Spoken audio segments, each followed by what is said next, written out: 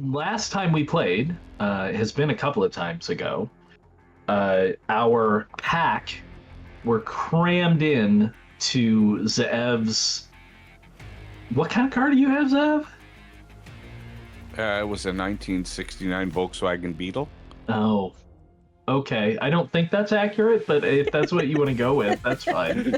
No, it was Clown car of werewolves. It was like, it was something like a Crown Victoria. Oh, like right. Some, standard. If somebody asked you, Sure. Did you notice that car? It wasn't flashy, like one of those government gray cars. Yeah. Nobody would ever notice you. So yeah, our group was all packed into Zeev's. We'll just call it the Crown Vic, right? And traveling up into the mountains and following the traces that Lenexia had picked up from her ritual of kin seeking of the kin that they detected further up in the mountains. They drove well above the tree line and found themselves basically nearing and rightfully passed by so as not to turn on the long drive to make it look like they were approaching quite yet. A compound, a couple of buildings inside. They all look very old, deteriorated. They're one story, nothing elaborate, but they're probably, from what you could see over the also kind of scrapped together compound wall almost. There's maybe 5 or 6 buildings. And as they approached, I forget how they determined this, but somehow they were able to get a sense of how many kinfolk were inside. And if I recall correctly, it was on the order of 10 to 15, perhaps, maybe around 20 at most. And so we were left with our group kind of pondering what to do, whether or not to approach and potentially deal with a nest of Bane-infected kinfolk, which they suspect might be the case, or do something completely different. It is mid-afternoon, as I recall. No, it's actually getting on late afternoon with the travel up into the mountains. So nightfall is still a ways away, but not too far. And it is only the second day of the investigation into the disappearance of Mitchell and Joy. Is it a lot in? Is it only the second? Wow. Yeah. Okay. We've been busy. We do frack around a lot. So yeah, what are you guys doing? I'm marveling at the fact that we've not crashed the car. Better not. Technology is something to appreciate. Marveling and lamenting. So I will say that maybe you should marvel, because although there's certainly nothing wrong with Jake's choice of vehicle for his character, in fact, I think it fits quite well, because I don't really read Zeev as a mountain man, as it were. But yeah, the Crown Vic is not doing great up here on these mountain roads. At this point, you're on dirt and gravel. Maybe the engine's even struggling a little bit with the altitude, because you're above the tree line. Unless you've had the engine overhauled appropriately for those altitudes. The suspension on it is very smooth. It's very springy. It's like a very smooth. Even with as smooth as it is, you're starting to notice how rough the roads are. I'm not going to be getting much willpower back after driving up here in the car. Oh, which brings up a good point. If anybody's down on willpower, restore your amount equal to your composure or your resolve, whichever's higher. Nice. Willpower. So, I assume that the primary objective is still to find this Ricard. That is a good point. So, shall we backtrack a little bit and just I think it's recall worth that? just having a little bit of a recap because it's been a few weeks, hasn't it? Sure, it has. So, while we're kind of tracking these maybe connected, maybe unconnected kinfolk who are Bane infected, there is still the issue of Ricard Muller, who most certainly you all have decided has murdered and ritually sacrificed 4 people, attempted to do that to a 5th who managed to escape only because she experienced her first change as a guru, and he is currently at large. Now, in addition to that, I will remind you that today, Birgit Van Gelder should be returning home at some point if she's not already at home. Her name is on a list that was posted on Ricard Muller's wall. In fact, her name is the next name. And going back to our original sessions, Jake, if you don't recall, Birgit Van Gelder did tell you that Ricard had recently phoned her about possibly having a meetup. Okay. You also did verify, just to remind you, that the first 2 names on the list that were crossed off, those people have also been horribly murdered. Right. Not sacrificed in the same way as the people in the Grove, but definitely murdered savagely. So if we get Mrs. Von Gelder to actually make the meeting with Ricardo, and we get Lenexia to dress up like Mrs. Van Gelder, we could. It sounded like Little Red Riding Hood. You're concocting Little Red Riding Hood here. I can see it. I'm jumping in there before you get to the punchline. I mean, we don't know There's- what she looks like. It could be very different. Is she not like? We know where old? she lives. She's And in her maybe late this 60s. Oh, That you can you know. pass for late 60s, Lenexia. Don't worry. Wow. The question is, would it fool Ricard? Maybe not, but I don't want to risk her, and she's out of town. Remember? And No, she she's wasn't really- returning today. Oh, she is returning today. Yesterday, Right. she told you that she was going to be out of town yesterday, and she's returning Oh. today. Is this day 2 already? I thought it was Yeah. on day 1. No, Feels like about day 5, the amount of stuff we've done, but Yeah. right? so let's We're still sorry, but we're still trying to go after the spirit that we've detected in the area. Yeah, she is young, Ange, but Lenexia is quite a bit younger than 60. Yeah, because the guy that you lost from the crash ended up Mhm. and it was kind of gone in this direction. Correct. We know that the tracks led further into the mountains from the site. Or was it the car Yep. tracks? So there's a few things that have led us up further into the mountain. It was just the ritual of kinship that actually pinpointed the location. Correct. But I also will point out there is, to this point, there is no evidence that these people are connected to Ricard in any way. No. I think we just kind of went more with it because they tried Yeah. stealing apart from Aaron. the fact Oh, that absolutely. apart Yeah. from the fact this is a relatively small town in the middle of nowhere, and it would be an awful coincidence if they weren't connected. That's what I'm going with. That's interesting. Sure. So I mean, I'm not saying they're not. I'm saying you have no evidence. Yes. Right? So yeah. So we could reach out to Von Gelder, ask her to take the meeting, but we would show up and ambush him instead, to ensure her safety. And we could say still, I mean, I believe we were actually investigating tax fraud. So we could tell her that she would be an asset to the government in allowing us to investigation, apprehend him and bring him to tax justice. Well, why don't you? Tax trail.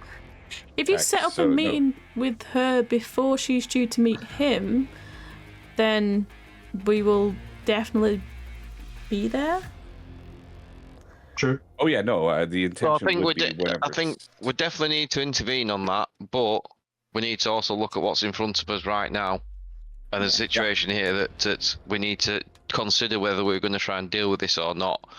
I, for one, don't like the idea of tolerating this presence any longer than we have to. No, we need all to. these infected people. No, we need Understood. to leave that. But Is that keep why in you're mind, sticking your head out the window does with your tongue waving in the air? Nobody's in wolf form right now. Well, unless Lenexia is in the backseat, maybe she likes that. But no, this is a fortified compound, and you guys are up here just kind of willy-nilly following a trail.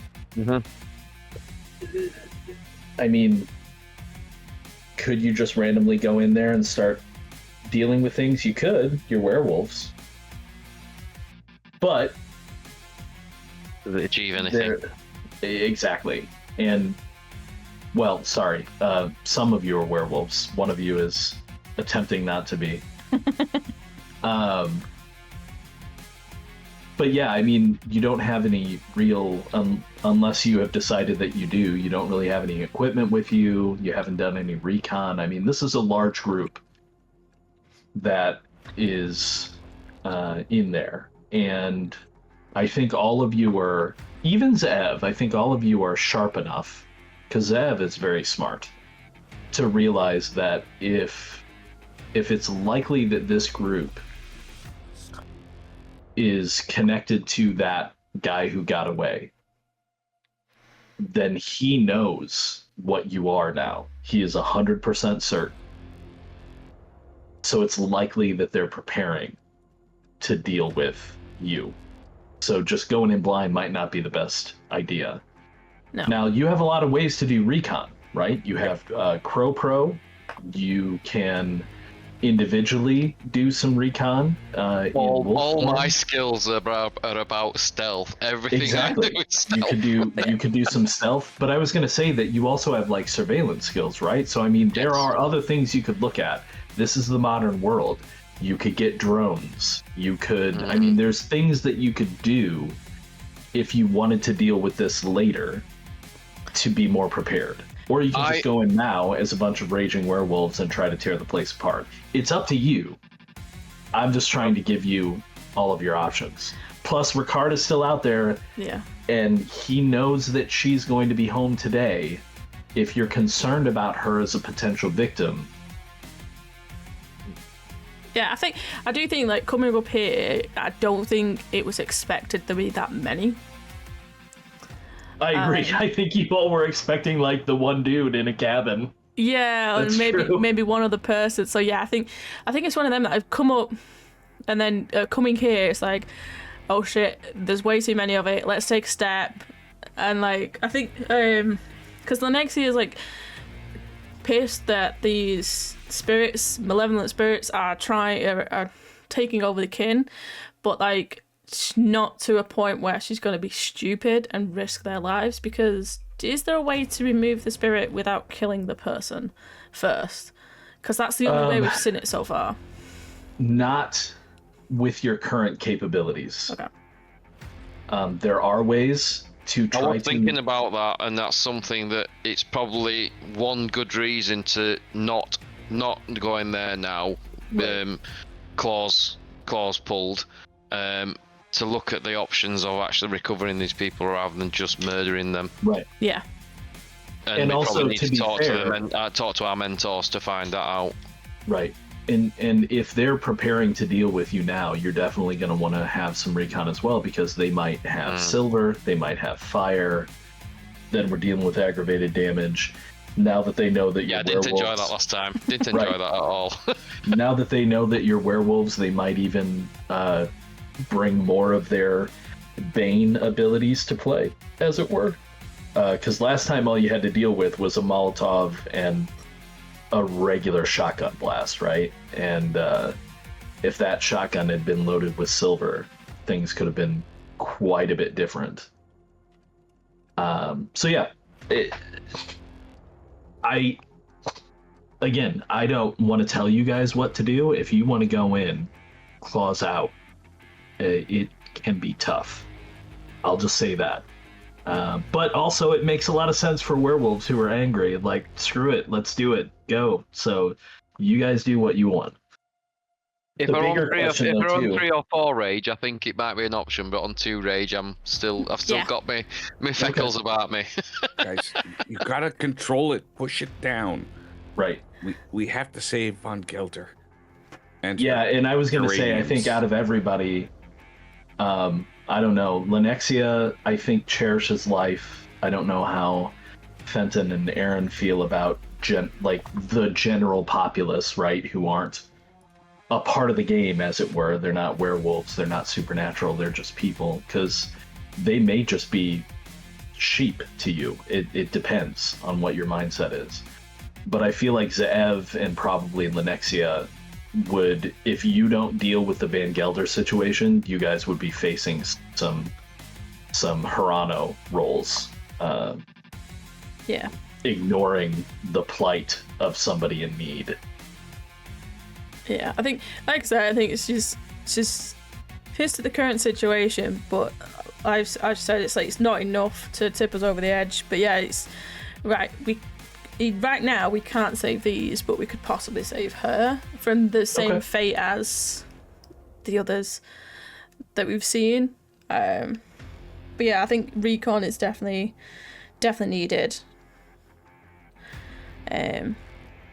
Yeah, 'Cause- Aaron will just sort of like put his head forward and sort of look around and go, I'm getting a little bit tired of either finding dead bodies or making dead bodies.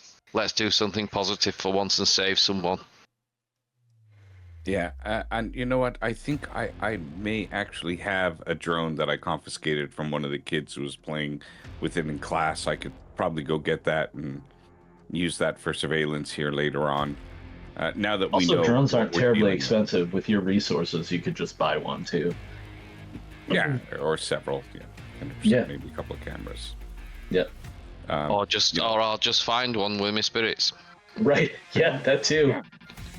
Like one that somebody lost track of and lost connection to, just lying in a field. You sync Yeah. it to your phone. Yeah, for sure. Some of those hunting cameras so we could see when people come by the road, like Oh, little lines and stuff like that's that. an interesting thought. To collect information on that, yeah. That's actually really So- good. Yeah, it is a really like trail cams. Yeah, for sure. You might even catch Bigfoot. So Big Wolf. Awoo. do you want to head back down the mountain? Yeah. Yep. Yeah, I think it's best. Maybe. Tell you what. Since this is I feel In like 2 minds at the moment. I'm feeling like there's something. I'm feeling like I need to look in a window just to see a bit more of what's going off. Oh, okay. We can certainly do that too. So, if that's what you want to do, I will bring up the scene for the location. I just want to know. So you want to do some light scouting now, Yes. or do you want to Let's wait go. until dark? I can dogify it, and yeah. Timers are running. We need to get back down the mountain sooner rather than later, don't we? Because if she's returning today, every sort of She I won't could say every already minute be we home. waste, but yeah, we want to be dealing with her. But for the sake of 5 minutes, maybe 10 minutes at most, let's get a look through the windows and see what's actually going on in there. Yeah. Yeah, Okay. not more than that though. If I'm going to make it back in time to get a No, front wheel I'm not alignment. going inside the building. It's just find a couple of windows to look through, see what we find out. I'll come back and let's get the hell down that mountain. Yeah, because remember the last time you went into a building? It was a success. That's all I remember. So, this getting over the wall is not going to be an issue for you, either in wolf form or in human form. And the wall is more like a perimeter fence. It's not really patrolled per se, at least not that you can see. So the issue is, though, it's still light, and you're above the tree line, so there's not really any cover. But since you just want to do a little bit of recon, I will let you handle that with a stealth roll. Stealth and dexterity. Okay, so to get into place. okay, so I'll slip out of the car, close the door quietly, switch into wolf form, which obviously looks more like a dog than a wolf due to one of my advantages, and I will pick what I feel is the quickest but off the beat track I can do. I realise there's not a lot of cover, and just make my way quickly but silently over to the wall. So no trouble getting to the wall, but once you get over the wall and head inside, that's when you're going to have to make a stealth check for me. Is Lenexia asking Crow to take a look as well, or are you keeping him out of the... I think because it's spirits, I think I might keep Crow back because I don't... Well, Crow... So you know that Crow is 100% physical form. Like, Crow does not have... Like, Crow can perceive the spiritual, but nothing about Crow necessarily stands out as this is a spirit. Oh, companion. okay. So it's not like... Crow is a crow. Okay. Yeah, because I was worried that because he's a spirit companion, it would be that, like, spirit and spirit sense kind of thing. But, yeah, if that's something I know... If he were not manifested, then maybe. But, yeah, he is a... For all intents and purposes, he is a natural crow. Okay, then yeah, I'll be sending Crow in to do a lap, basically get a lay of the land and just keep an eye on Erin. Sure. Okay. So, why don't... Let me check Crow here real quick. Crow's not in the scene. No. I'm gonna have you roll for Crow. Well, no, I might as well since I have him. Alright, let's play as Crow. And Aaron, go ahead and give me a stealth check when you're ready. Any bonuses for being in my wolf dog form? Yeah, you'll get your +2 for Okay, stealth cool. movement. Yeah, So absolutely. that is 11 dice. Nice. Right. Now again, you can always take half. Don't forget. Well, you know what? No, in this case, since it's such a high risk situation, you can't take half. Yeah. I take that back. 5 successes. Sorry, 6 successes. Did you rage roll? Yeah. So it's just Oh, above. it rolled first. Okay, gotcha. Okay, so 6 successes. That is decent. Crow, unfortunately, isn't quite as stealthy, but he is a crow. Crow is a crow. So, he doesn't have to worry about rage.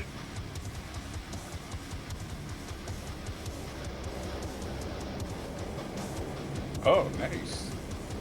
Okay. Yeah. So, both of you manage to comport yourself in ways that appear natural and don't really draw much attention to you. So I'll just give you kind of an overview. As I said, there's several buildings inside this compound.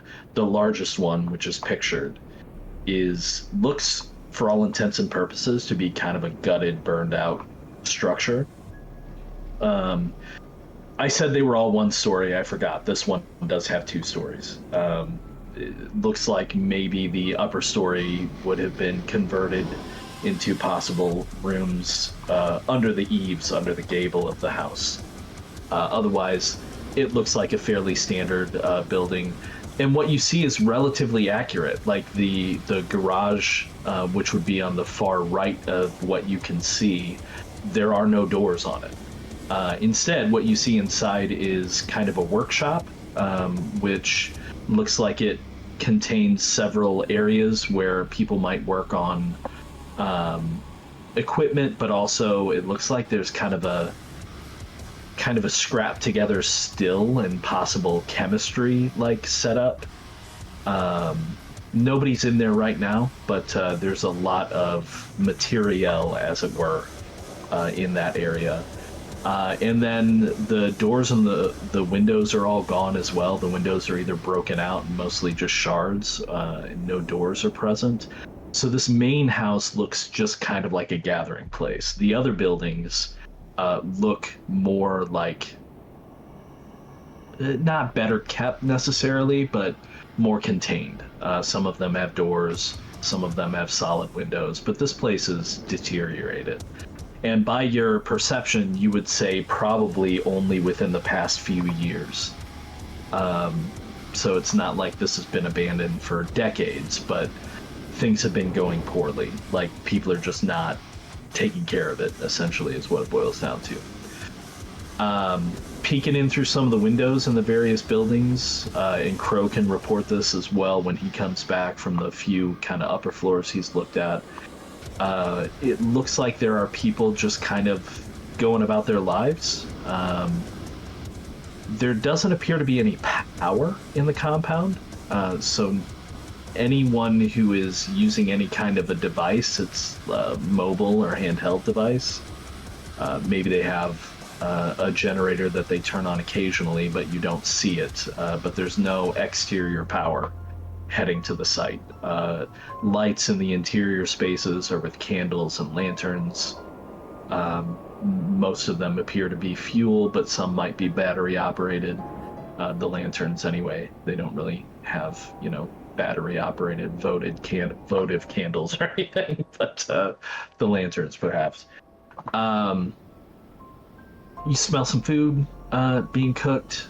Smells like seared flesh, and lots of it. And in fact, in the main house, you can kind of see, looking through the back, kind of a kitchen type area where instead of using the kitchen appliances, which are not present, like there is an empty space where a refrigerator would have been and an empty space where a stove would have been, somebody has basically set up a small contained fire inside the what was once the kitchen, but it looks like it's controlled and contained enough with rocks and whatnot, and they're searing some flesh, maybe rabbit, maybe deer, over an open flame.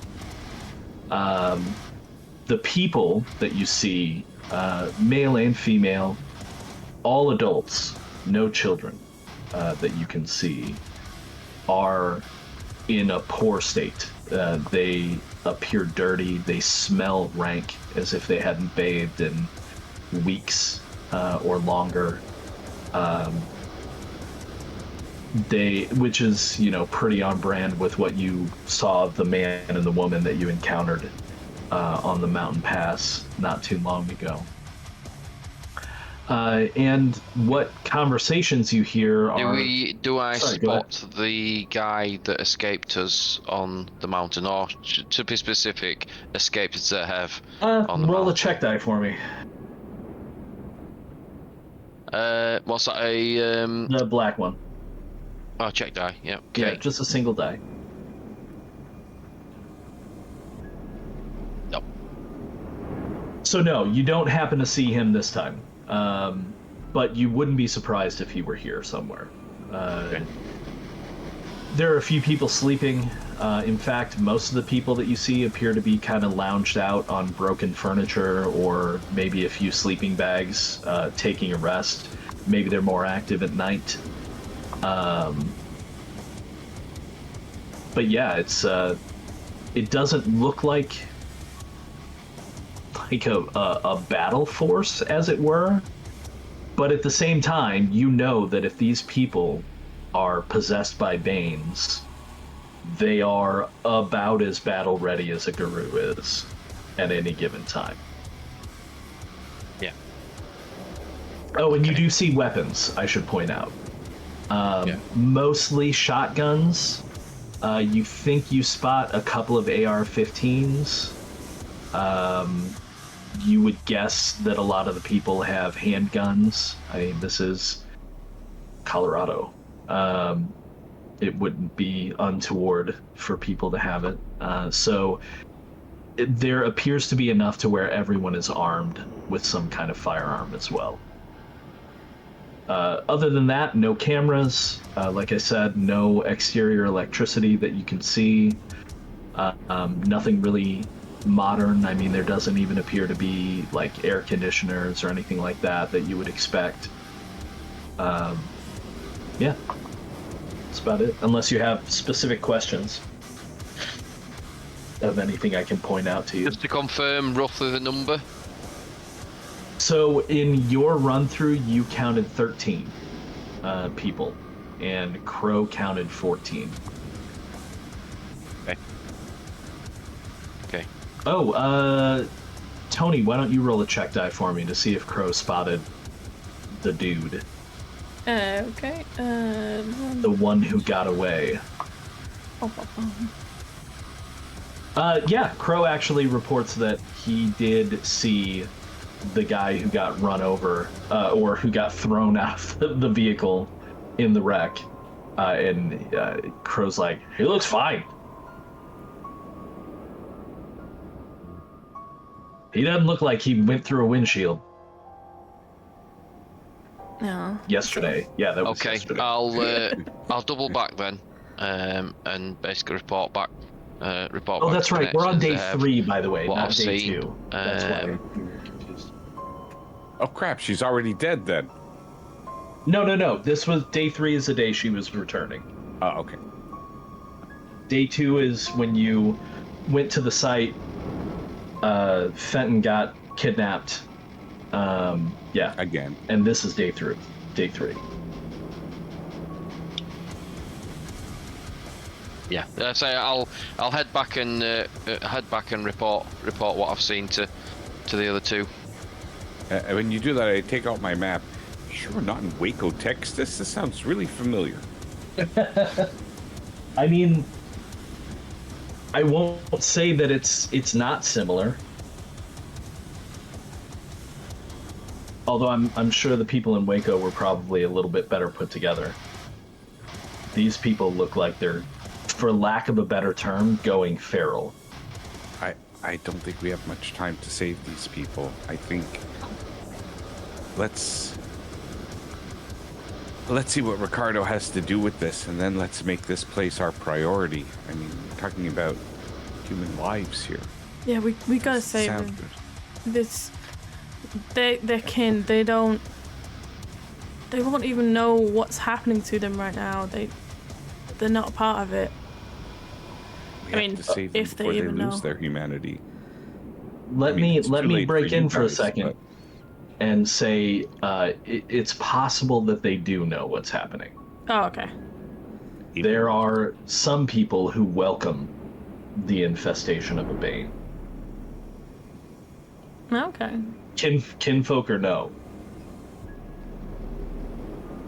So you Interesting. won't be able to tell if these are willing or unwilling hosts until you have a chance to Dissect talk to them. one. Oh, okay. Okay. So, yeah, if they are connected to Ricardo, then we need to see what he's got to say for himself. Yeah. Need to see why he's done this to people. To our kin. So I think if daylight is burning, we better head back. Okay. So Maybe we should call Sven Gelder on the way, just to kind of make sure. okay. Well, Aaron's recon and Crow's recon took probably 15-20 minutes or so, maybe 30 minutes, being careful.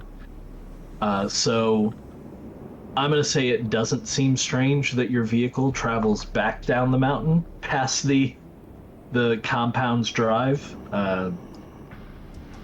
Maybe, you were up there sightseeing.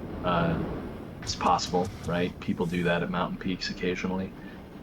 So you don't appear to draw any attention as you drive past.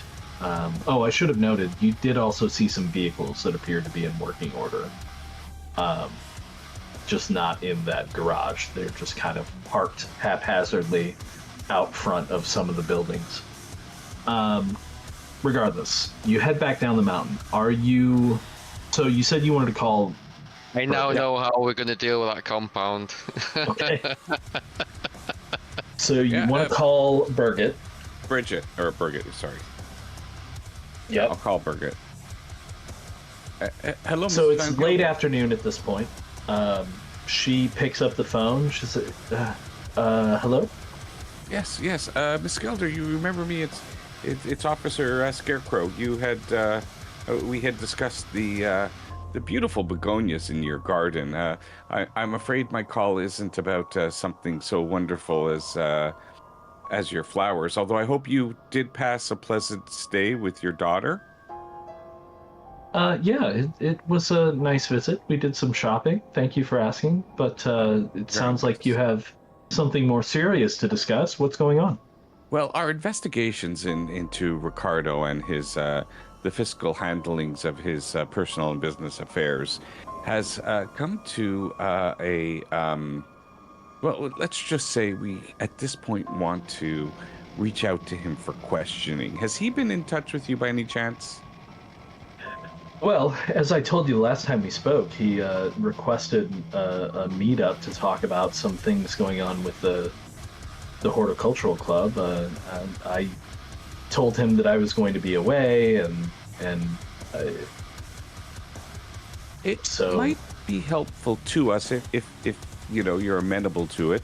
If you could call him back and just inform him that you're coming back into town and that you're always open to helping the horticultural club. I mean, you don't have to make it sound like you have any interest in helping him. I know that it's probably clear to him that you guys haven't parted on the best of terms.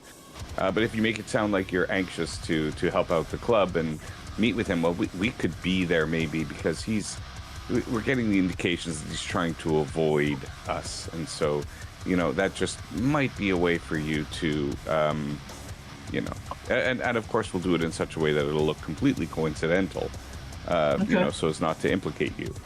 But if you're interested in seeing some justice done to this man, and we have reason to believe that there is reason to want to have justice, meted out on this person, would you be willing to arrange a meetup with him? And it could be, let's see what he has to say, where it is, and we'll have agents that will be there.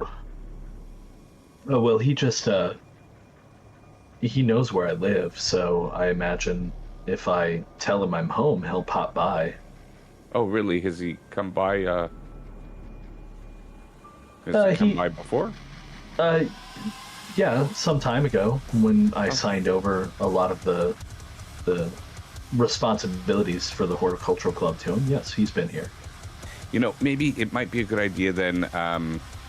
Before you meet, maybe we'll have some of my agents at your home first. They're very, very good. They're like bloodhounds. They don't let prey out of their grasp, out of their jaws, so to speak. They'll protect you really well. Yeah, very well. Is there a time that you would like me to call him, or? Yeah, you can call him. How far are we from her place? I mean, if you're going straight to her place, you're probably 45 minutes. You know what? Just to be on the safe side, if you don't mind, we'll invite ourselves over. We'll be there in under an hour, and maybe you can call him once we're already in place. I don't want to cut it too short, and he's going to know you're home and want to come see you before we have our people in place. Okay. Yes, I can. That sounds excellent. I will wait until you've arrived, and then I'll contact him and say that now would be a good time for him to come over. And thank you so much. And I just have one more question to ask. And don't worry, this is on the government dime. Do you prefer white or red wine? I much prefer red wine. Oh, well then, certainly we'll find you something nice. On behalf of the government and the tax services, to thank you for your loyal help to the country. Oh, well, I look forward to it. And I look forward to meeting you.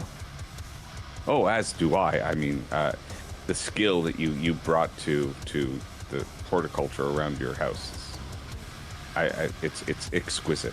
I don't know how the geraniums have survived so long in this climate. It's a miracle. Well, see you soon. Yes. All right. So, with that call, we're going to take a short break.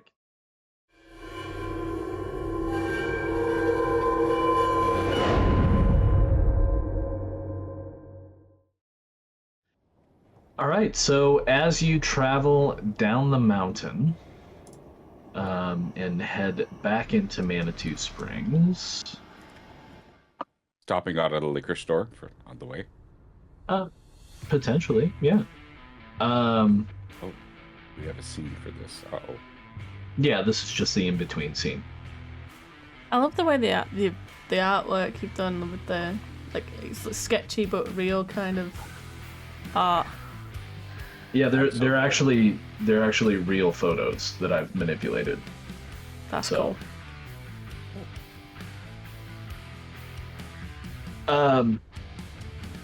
Not my photos, I should say. They're found on Unsplash, which is also a royalty-free website, which is great. Oh, nice.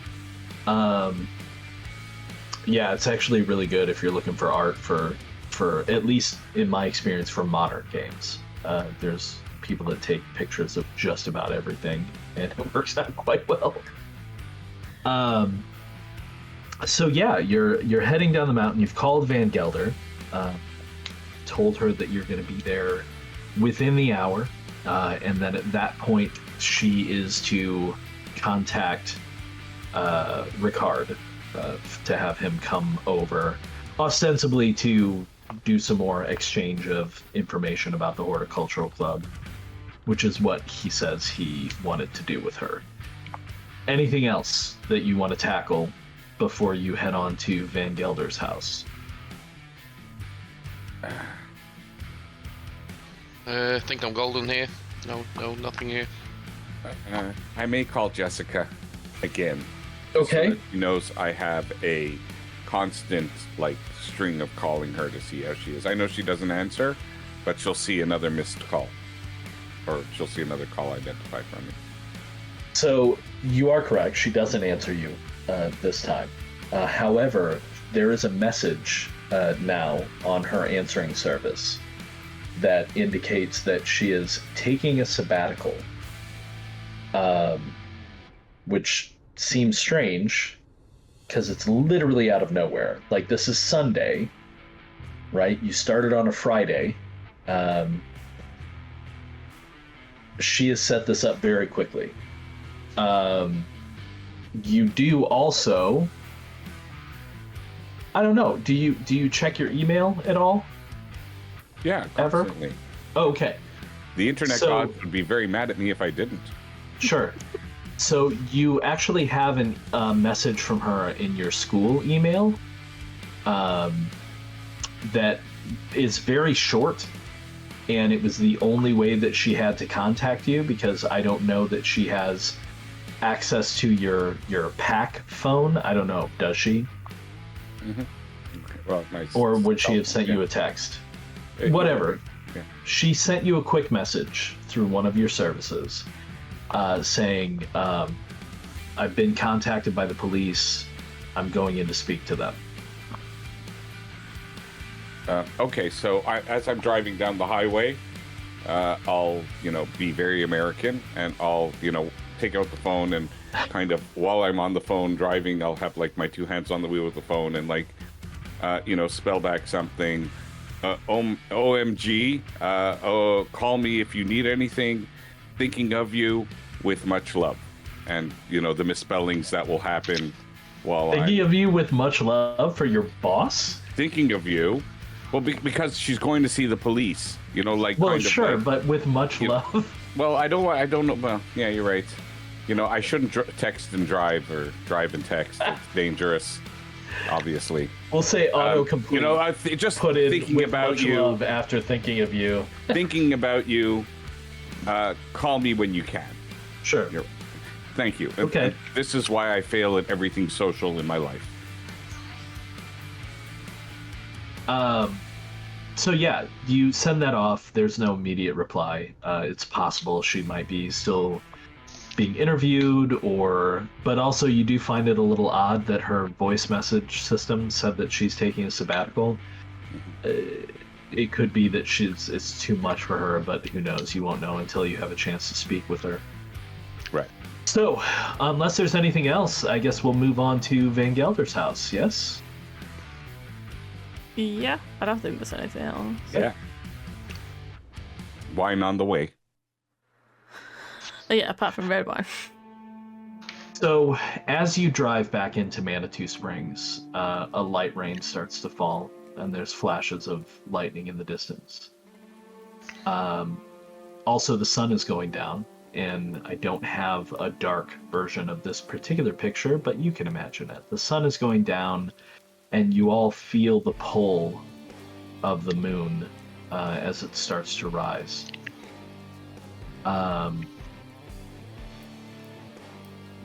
Fenton actually requests that he be dropped off at the safe house because he's going to start work on some ideas for recon of the site with the suspected possessed kinfolk. And he wants to contact the Sept to see if they have any further information. Because he agrees, it seems strange that there is both whatever's happening with Ricard and this kind of presence of Bane spirits infesting people in this area. So you drop by the safe house to drop him off, but that only adds a few minutes to your overall travel to Van Gelder's house. Jake, you thinking of something? As we do drop him off and we're about to leave and he's going to the remedy. Hey, Fenton, remember, in surveillance, technology is your best friend. Well, Aaron knows more about that than Fenton, but Fenton is more like thinking in terms of trying to come up with some kind of plan. Right. But he looks at you and he's like, I know, Zev, thank you. And heads into the house. So then the three of you drive on to Van Gelder's house.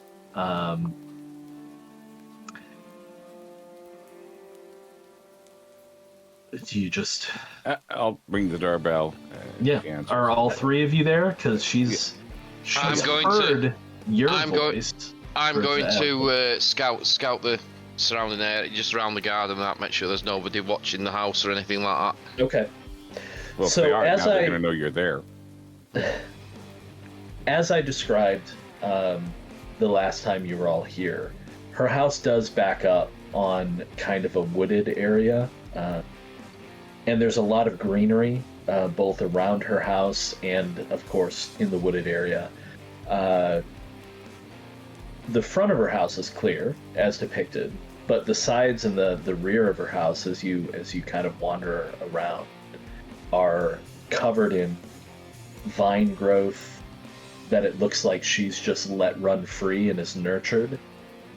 You're guessing that maybe there's an HOA that has a problem with the front of her house looking like that, but she's more than happy to have the sides and the rear of her house just covered in growth, right?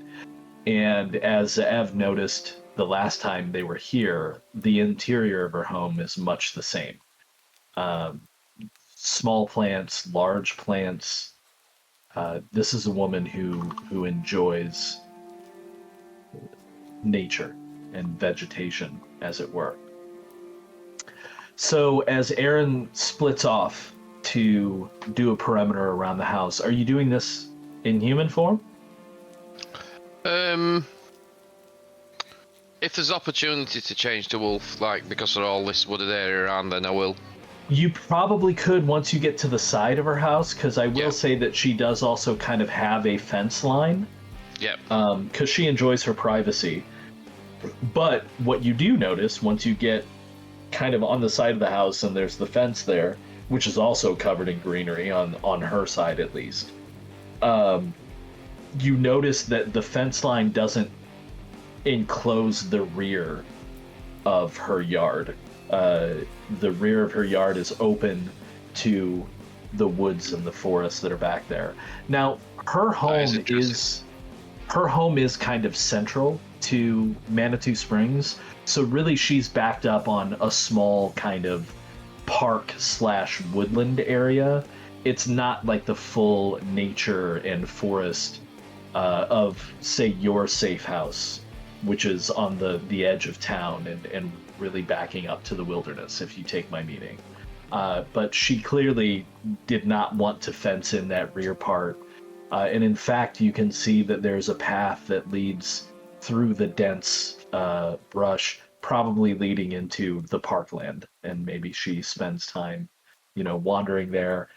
It's possible, at least with what Zev knows of her, she might even do some work tending the local park and trying to encourage its growth. So, but there is a chance for you to shift into wolf form once you take cover. I'll do that, and then while these guys are sort of heading up and knocking on the door and what have you, I'll spend some time looking for tracks and see if anybody's been watching from the woods or coming up these tracks. Like, I'm obviously expected to see her tracks, but if she lives alone, I wouldn't, if there's any other tracks that are different, I'd be thinking that's not probably right. Right. So we'll have you make some rolls here in a second. Before we get to that, though, what is Lenexia doing? Because Van Gelder has spoken to Zev, and she has seen Zev and Fenton through her ring camera. Yeah. She's not familiar with you, though. No, and I'm not exactly dressed correct for a government job. I mean, like not really. Khaki shorts and tank top. Tax services. So unless told otherwise, I probably will just go with. You could be a plainclothes agent, as it were. Yeah, I probably will just go with the Zev. But I will use my penumbral senses in basically in preparation for when the plan was in for when Ricard gets here, if he gets here. Sure. All right, so why don't you go ahead and make your penumbral senses test? Also, we'll have Aaron make an awareness and wits test. Intelligence. As you prowl around the house, making sure to add 2 for being in lupus form. Okay. Intelligence. 4, 6.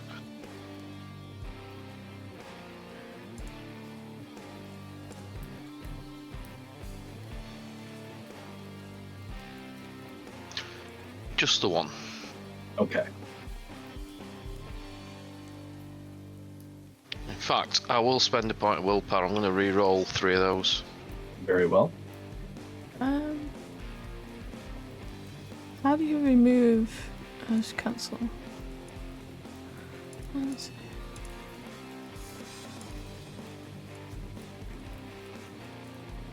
So that's another 2. Gotcha.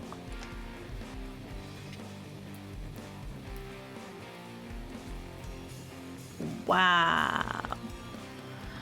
I will use a willpower scan. Wait, is it just a success and it works, or does it depend on? Oh no, it depends on what is being sensed. So you definitely want to spend a willpower. Yeah. And how many dice was it? 3? Or all? 3. 3 dice, and you can make all 3. Well, you can't re-roll the brutal anyway, but if the brutal was blank, you wouldn't have to re-roll that die. You can re-roll 3 base dice. No, I'm not saying shit, apparently. Okay.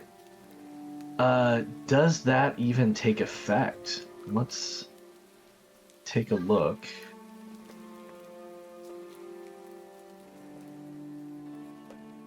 At your thing here. So, penumbral senses. Oh, versus the local gauntlet. You know what? I'm going to say that strangely, and this might be It's definitely strange. Let's just leave it at that. You can take from it what you will. Normally, in a statistical sense, like you don't know numbers as your character, but as a player, you should know that generally, and it says this in your gift description, the local gauntlet is anywhere generally from 2 to 5, depending upon how natural and inundated with spirit and the spirit of Gaia a place is. Yeah. So in the deep woods, it might be a 2. In Times Square, it would be a 5. You know. Strangely, it's weaker here. The gauntlet is frayed around the edges. The veil that separates the spirit from the real world, for some strange reason, is thin. And so one success is actually enough, and you can feel that sense of double vision come over you. And the first thing that you see, and keep in mind, this will be active for this entire scene. So this is just the intro, as it were. But the first thing that you see is just this sense of green emanating from Van Gelder's house. The plant life here is alive. The spirits of every individual plant has been nurtured and taken care of in such a way that you can almost hear all of them murmuring and communicating with each other, and you get a sense of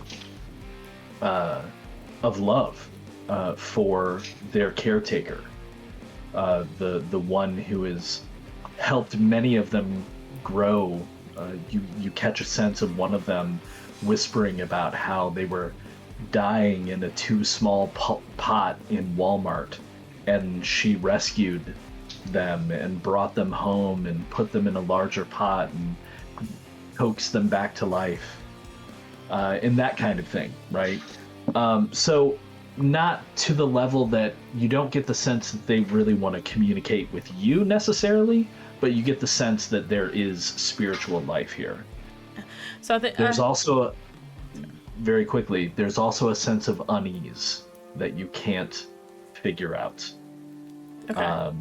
A sense of division amongst the spirits of the plants. And I'll just leave it at that. So go ahead.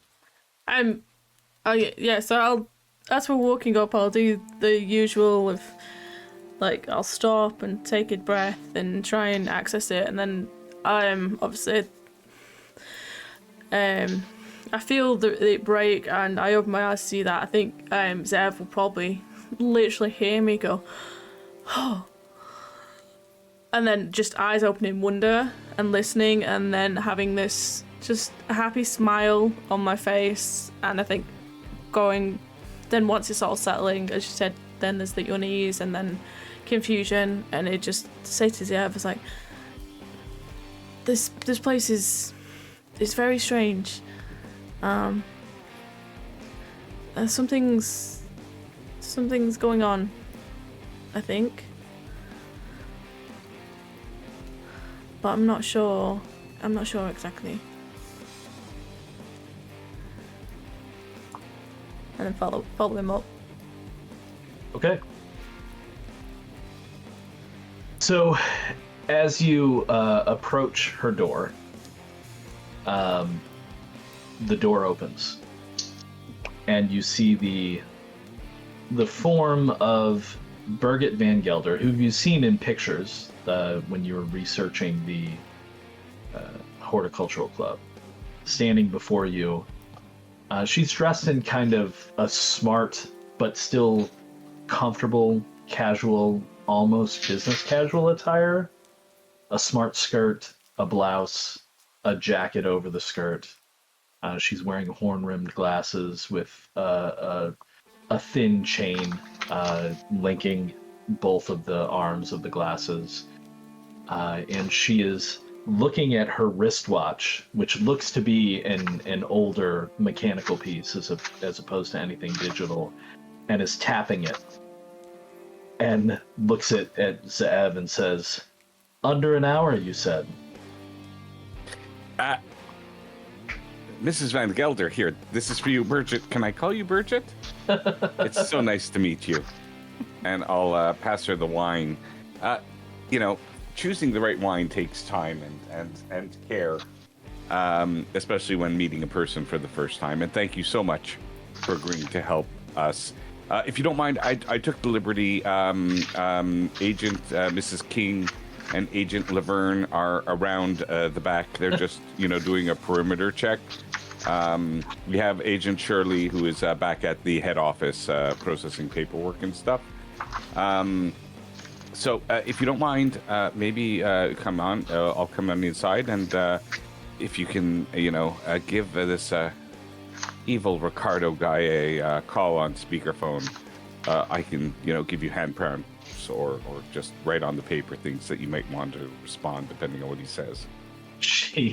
She chuckles when you say evil. She's like, well, I don't know about evil, but certainly odious. But yes, come on inside. I will. She takes the wine and takes it into her living room, where she has a wine rack, and places it in the rack near the top where there was an open space.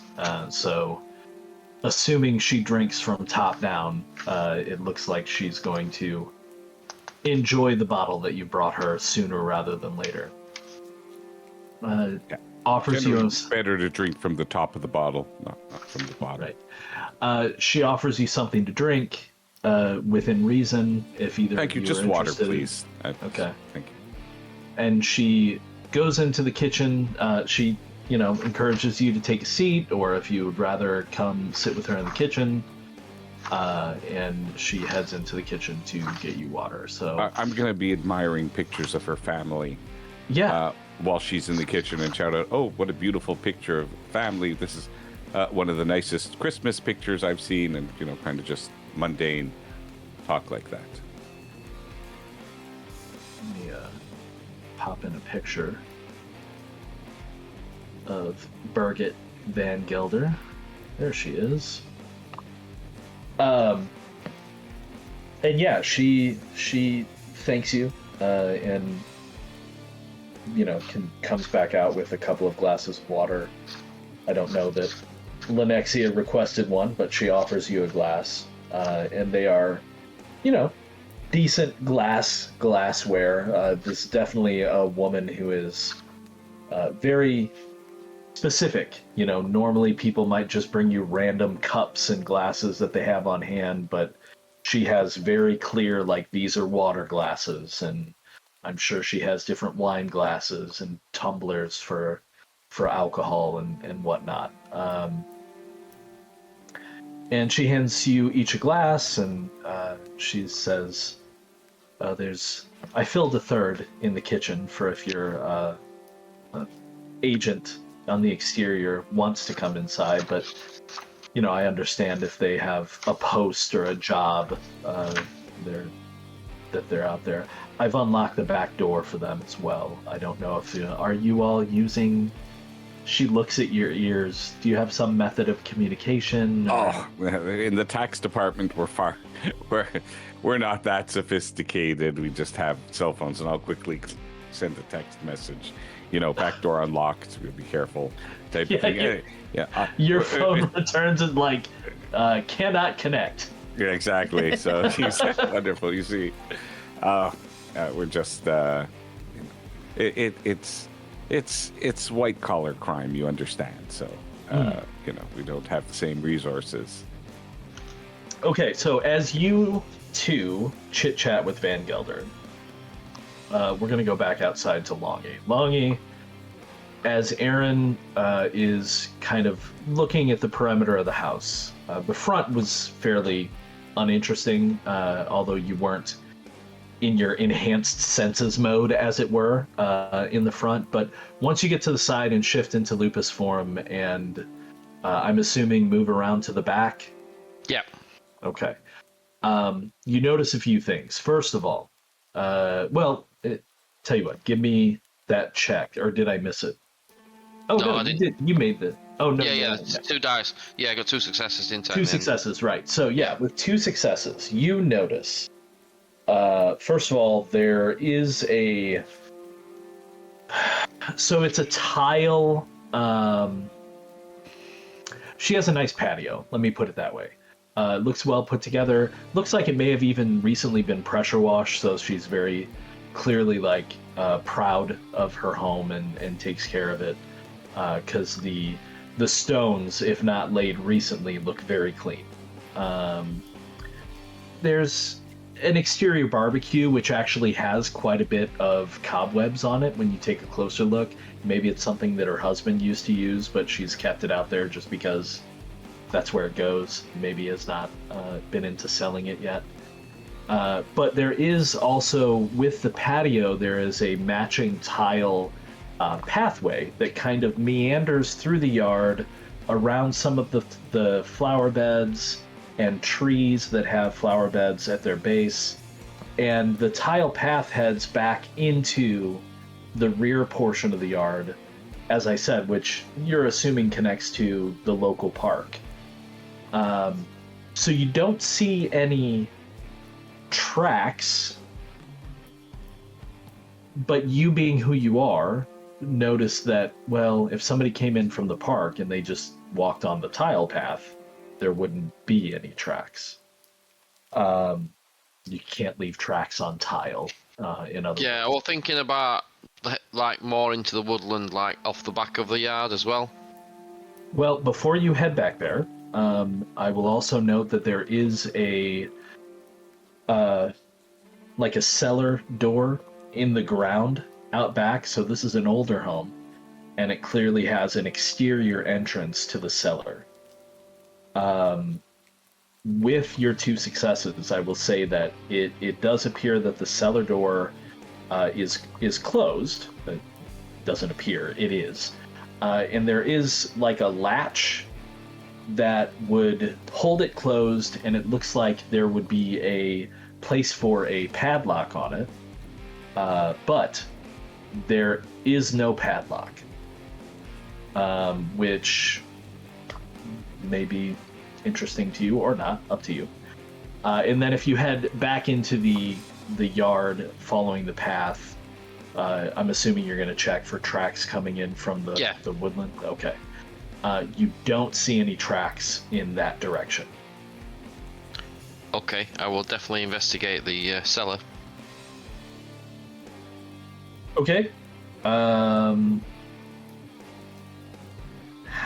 mean, I feel like you're probably going to need to shift back to open the cellar door. Like, wolves just don't have the manual dexterity to turn something to be able to open a latch, because it's not padlocked, but I don't know if you've seen those latches before. Where I know what you mean, yeah. So yeah, shifting back into human form, you get a text saying that whatever Zev sent, you can come in through the back door when you're ready. She's unlocked it for you, whatever. When you open the cellar door, a wave of the smell of decaying vegetation hits you in the face. Let's go back inside. So Van Gelder picks up her phone, gives Ricard a call, beep beep beep boop beep, and waits and waits and waits, and then puts her phone down and says, he appears not to be answering. Mm-hmm. Yeah, this doesn't surprise me. Okay, well, I thank you very much for your time.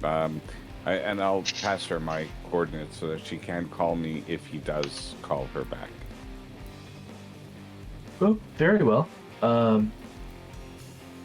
You're certainly welcome to stay for a bit if you want me to try again after a time. You know what?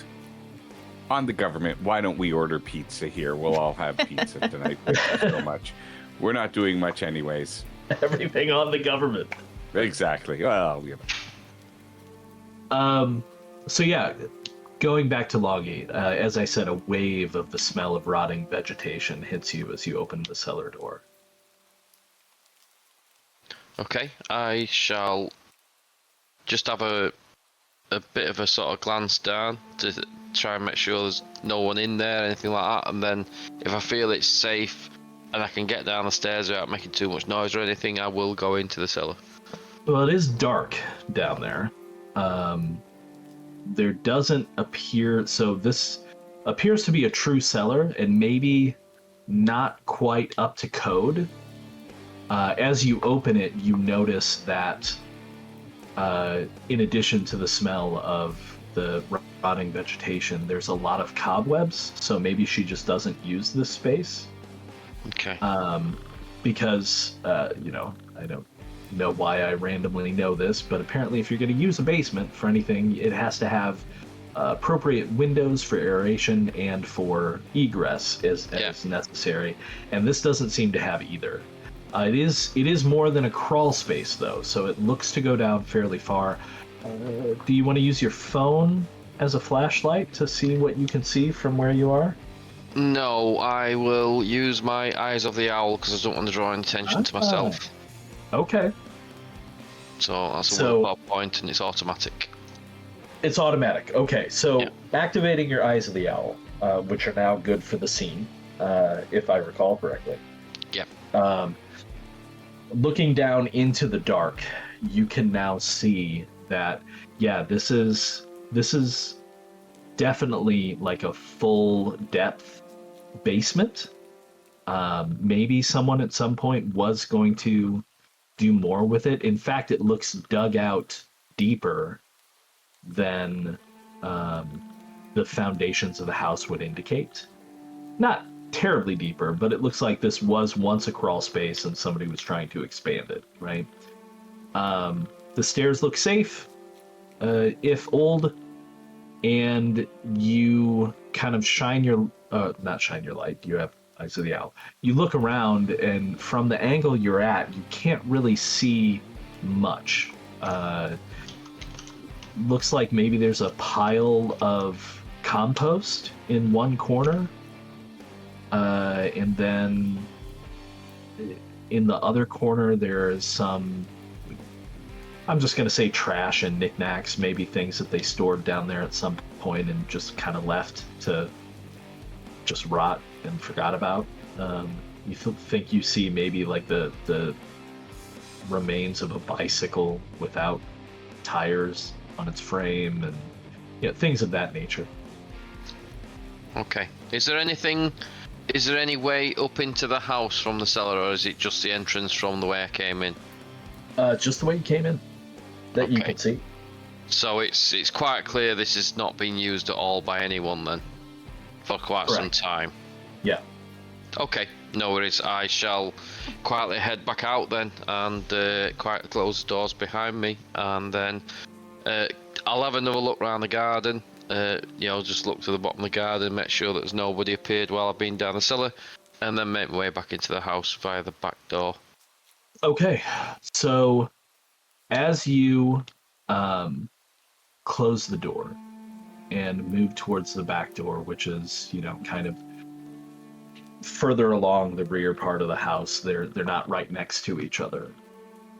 Why don't you make a wits and awareness test for me? Okay.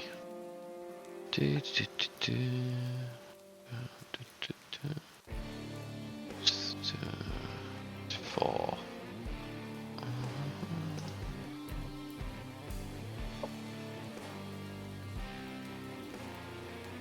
2. 2. All right.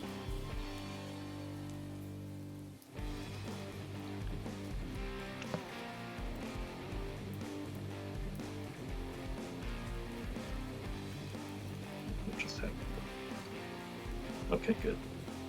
But I did something I didn't want to do there.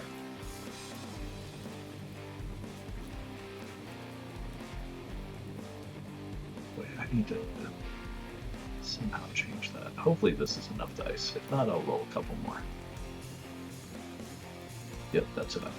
All right, so Other dice.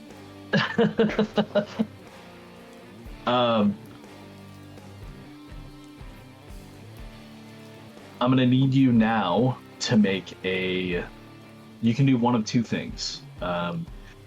You can make a strength and brawl test, or a strength and athletics test as something comes up behind you and tries to take hold of you. Oh. Okay. Oh, Strength, thank God we split strength the and party. brawl then. Yeah. Okay.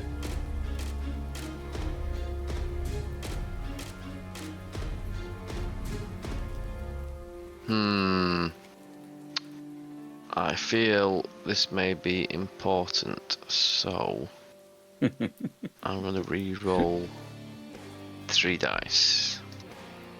1, 2, 3.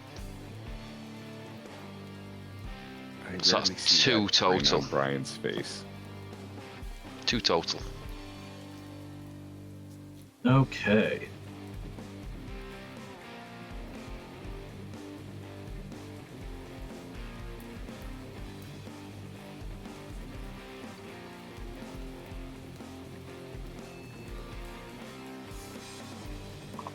So a hand clamps down on your mouth, and you feel the strong pull of someone taking their other arm and kind of wrapping it around the front of you, taking hold of you. Okay. Unless you do something, you're not going to be able to shout or whatever, but there are things you could do. Yeah. Do I get any idea of who it is or what it is or anything? The hand, what does the hand look like? Is it just a man's hand? It's a man's hand, yes. Okay.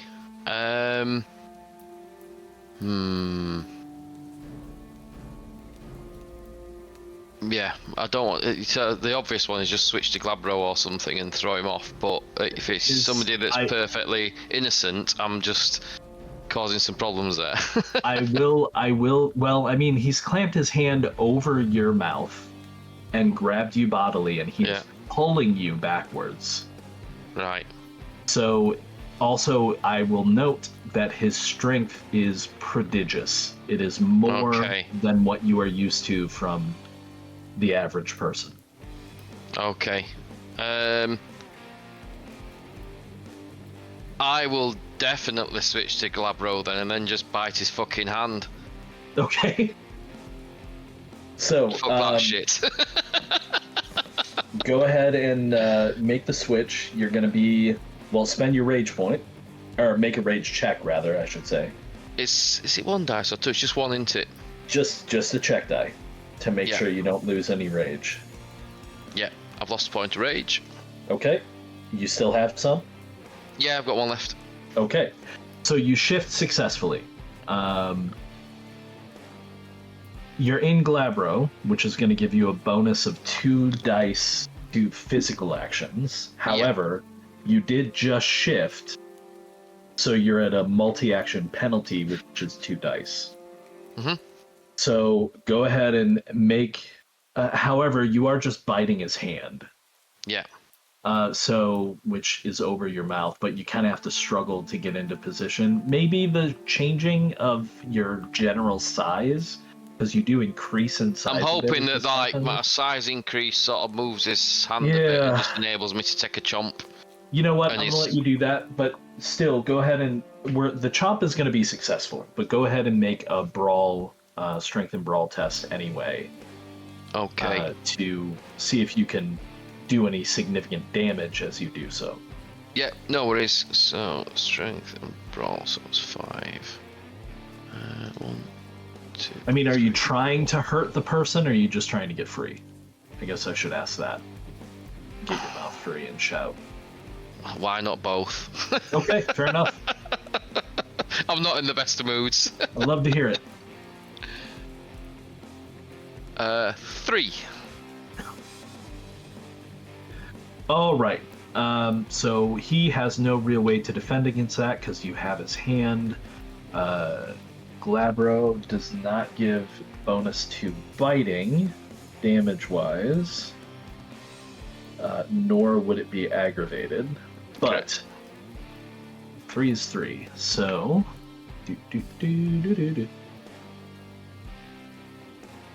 Okay. Got it. All right.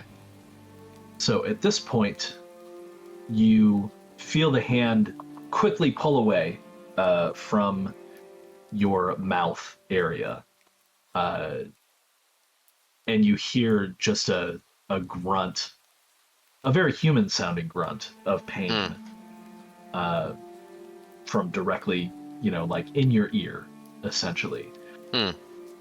What now? Are you going to shout out? Are you going to I howl, will. perhaps? The moon. I'll think about howling at the moon to get my rage back, and also alerting these two at the same time.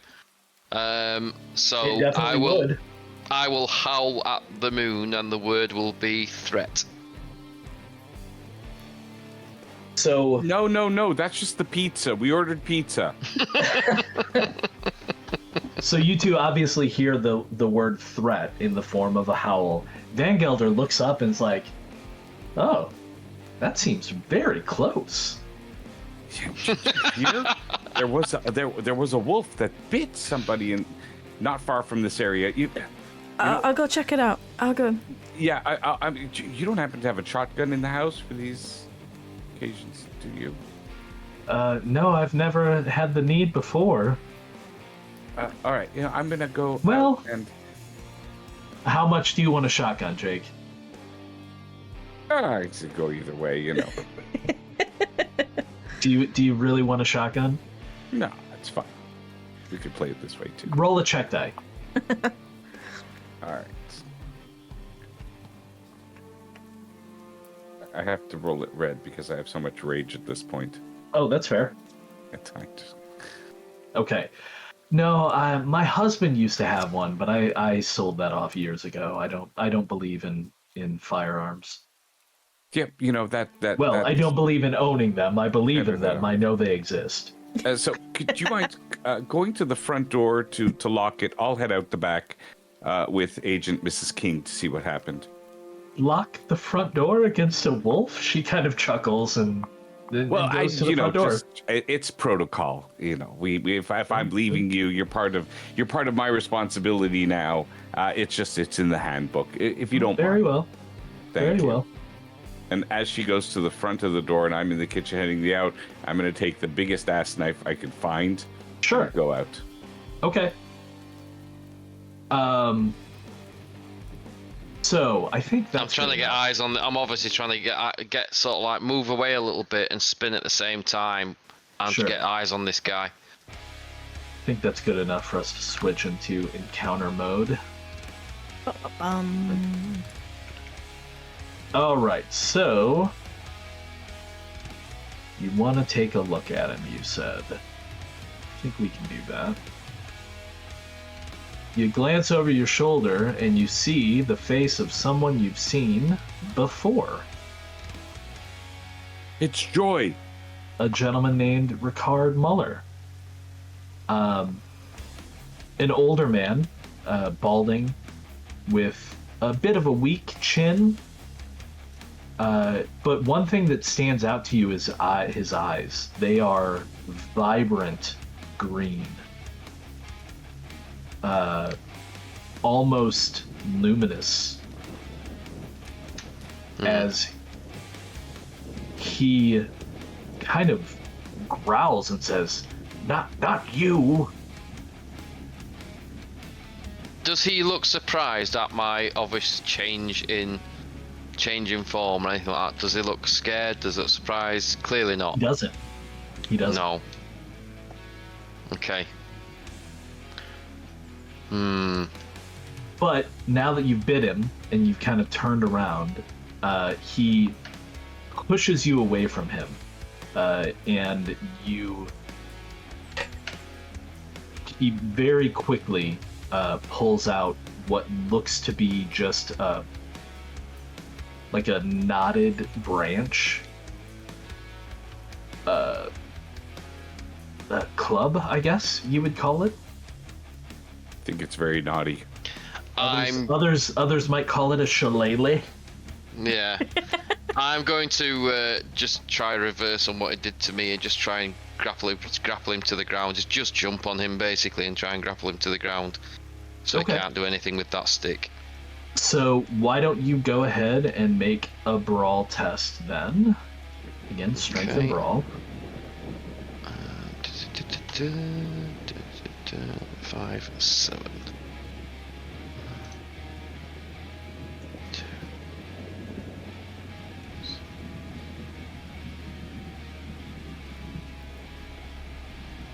Oh. 3. Yeah, it's okay. Oh, this guy's damn. tasty. That's really tasty. Okay, so as you leap at him, he swings this branch at you.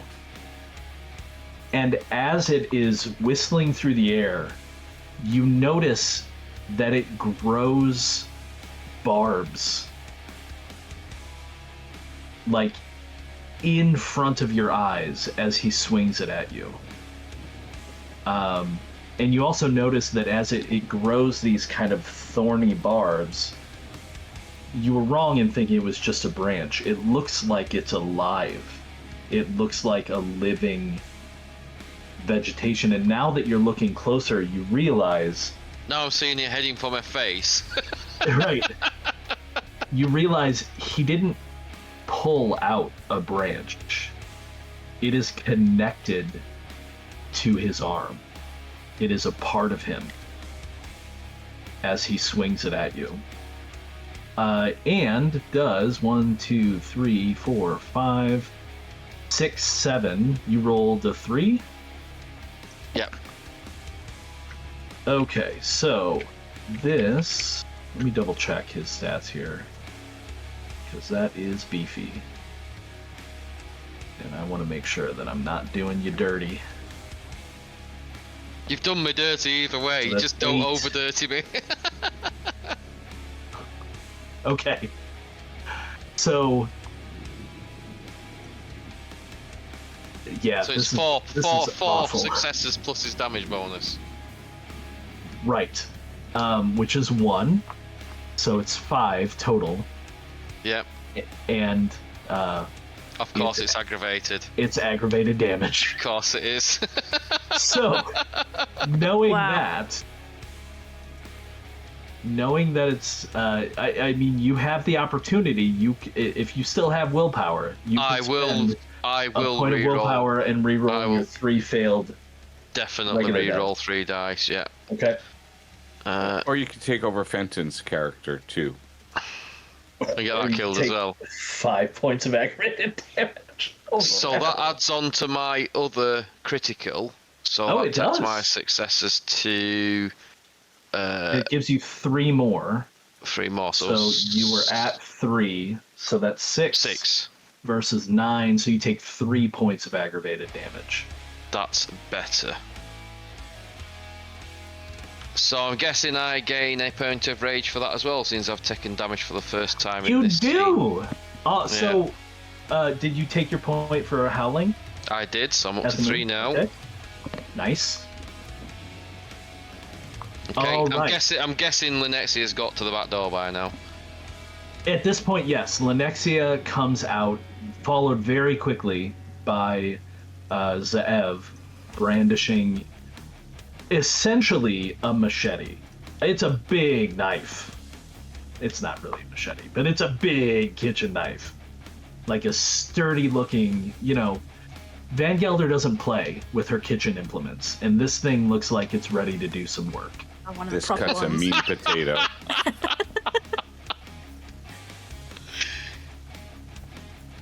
Wow. So, as you two burst out of the kitchen, you see this club smack Aaron across the face, and it opens. You also notice that Aaron is in glabro form, right? That's something you would process immediately.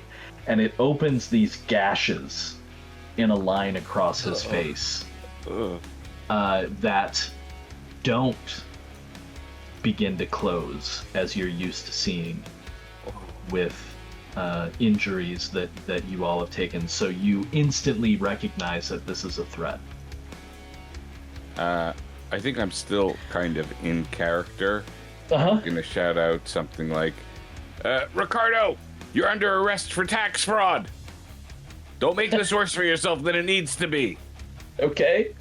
Yeah, see, I wouldn't have. Are you going to do anything? I'm rushing towards him to place him under said arrest. Okay, with a knife. Are you shifting? Are you just trying to strike out at him? Sorry, what do you mean shifting? You know what I will No, be. no. I'm not shifting. Well, You're shifting. Jake You're moving. spoke out. up first, so let's let Jake Yeah. go do his thing. So you rush him with a knife. Yeah. That will be strength and weapons, or weaponry. But I think I mean, after noticing that this thing was alive, I want to not hit Ricardo. I want to hit that thing. That Okay, branch sure. thing that hit. I'm going to try for that. Strength You and can melee. certainly- Yeah. Thank you. Strength and melee. Okay. It's not a brawl check. You're using a weapon, so it'll be melee. And just to be clear, you're not changing forms at all.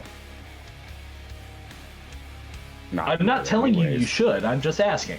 I am not changing form Okay, yet, all right. in case, but I do have to. Is that? Okay, that's good.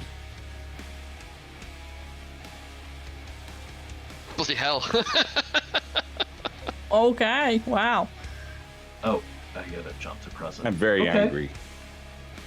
Oh, I so mean- you're rolling all rage dice right now. That's Yeah, because amazing. I don't. Yeah. Okay, so even though he won't technically get to attack you back, because he already did that with Aaron this turn, he still does get to defend himself. So, man, that is really hard to see how many dice I'm throwing. I know. I had the same thing. I went like, and I have my spectacles. Yeah, clicking the numbers ain't great on Yeah. the dice Yeah. roll thing. I think I might need to change the color of that. I think I can. But I'm not going to worry about that right now. Okay, so you lash out at him with your knife, and as you are attempting to strike the tentacle club thing, it literally undulates and moves out of the way of your knife slash as you try to cut it. In a That's not very- natural, man. Yeah, in a very unnatural way. And that brings us to Lenexia. And Crow, if you want Crow to do anything. First thing is the penumbral sensors. Oh, excellent. Yes, you do have penumbral senses up. So, you see that, and probably not surprising based upon how I've described what he's doing thus far, you see that Ricard is carrying a bane. You can't see it clearly yet because it is curled deeply inside of him, but he is infested. Yeah. Okay. And that means a few things based upon what you know. In game terms, that means that he is probably resistant to normal damage, much in the same way you are. Yeah. And that means that aside from the weird tentacle thing he's done so far, he might have more abilities.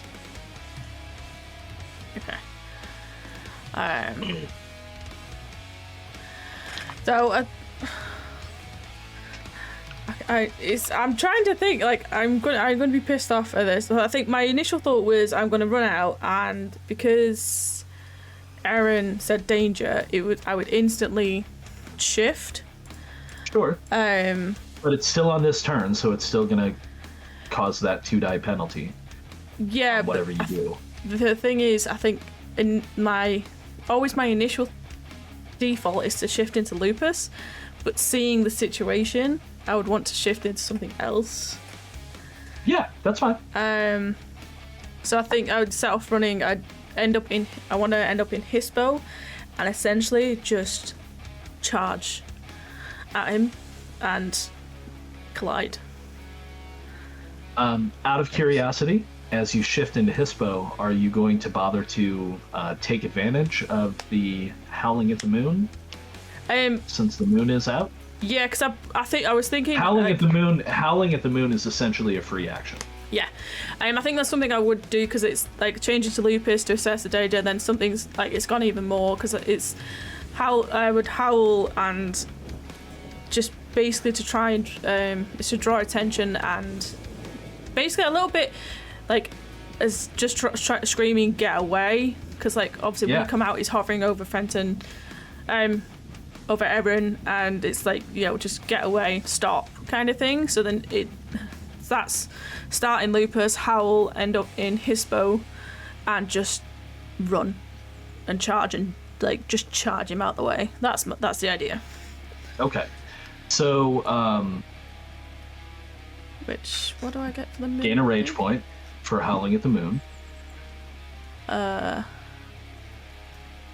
First time you howl at the moon on any given night, you may restore a point of superficial willpower damage. Okay, that's fine. Which is normal willpower spend, so yeah. Oh, okay. If you were down any, you would get 1 point back. Cool. Okay. So yeah, just charge. And unfortunately, it's not retroactive if you spend willpower on this turn, so you would have already had to have been down 1. Yeah. No, that's fine. Now, knowing that, you can wait to howl if you want. I was 1 down anyway, so I'm fine with that. Oh, okay, cool. So your rage goes up 1, your willpower comes back up 1, and go ahead and make a strength and brawl test. But again, since you've chosen Hispo, you get 2 physical bonus dice, but you're losing 2 dice, so that's a wash. Okay, so strength. However, your bite does do +1 aggravated damage if you hit, so...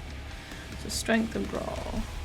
Oh, and make your rage check to see if you lose a point of rage. Since you're shifting.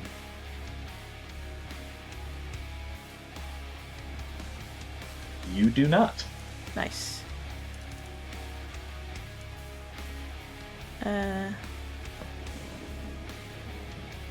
Which is good. You don't want to lose rage facing something like Ricard. No. Oh, nice. Oh gosh. Okay, so people who are watching, as we've been playing this whole time, you've been told that brutal results are bad. Like when Zev busted the laptop, or no, sorry, Aaron busted the laptop and the kitchen table because he rolled a brutal. When you're in combat, a brutal result is a good thing. It actually gives you 4 successes on physical tasks to inflict harm, because werewolves are monsters of destruction. So you have 5 successes. He will get to defend. That should be correct. Oh my god. Wow. 8. Wow. Yeah, so 8 successes. All right. So he's not going to be able to do damage to you because he's already dealt damage to somebody this turn. However, because, and I would not encourage you to spend willpower to reroll dice because you only have 2 dice and you still can't top 8. What happens instead is he, with his free arm that hadn't already turned into a weird, like, branch tentacle, he comes across and you see his arm extend into another branch-like tentacle and throw you aside, basically bat you aside because you were leaping at him in Hispo form. And he does so with such force that he throws you almost the full length of the backyard in towards the woodlands, and you are now essentially right on the edge of the woods. Okay. As you fly through the air, and it's up to you whether or not you land in a heap or land on your feet, because he didn't do any damage to you. He was just moving you essentially. Do you want to land cool or land in a heap? Up to you. I think for Lynexia, she's used to this type of form a lot. So yeah, definitely land on her feet. Okay, cool. So, the last round started with Aaron going first, I think, especially with that huge success, I'm going to let him go first this time because 2 of you have taken actions before him. So what he does is the tentacle arm that struck Aaron, which would be his right hand, coalesces back into a hand. And it looks like his hand, but you can see that there's kind of veins of brownish green plant matter, like coursing through his body. He reaches out in the direction of Lenexia, who is now at least 20 yards away from him, and makes a fist in a pulling motion as the vegetation of the woods come alive and reach out for you.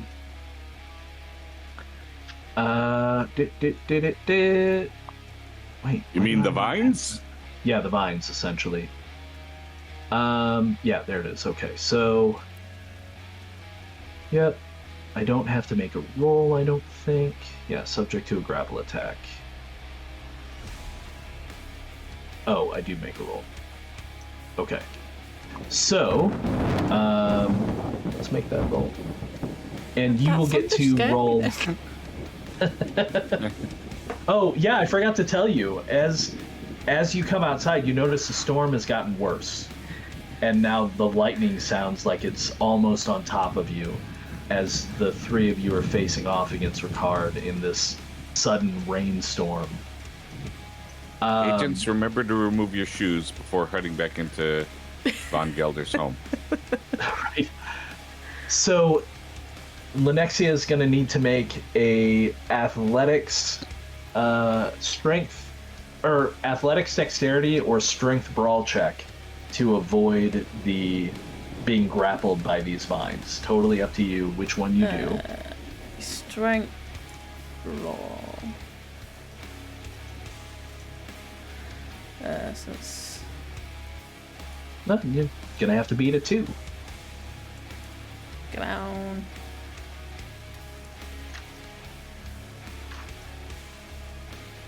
And you don't. Unless you want to spend will. I will spend the willpower to reroll. Okay.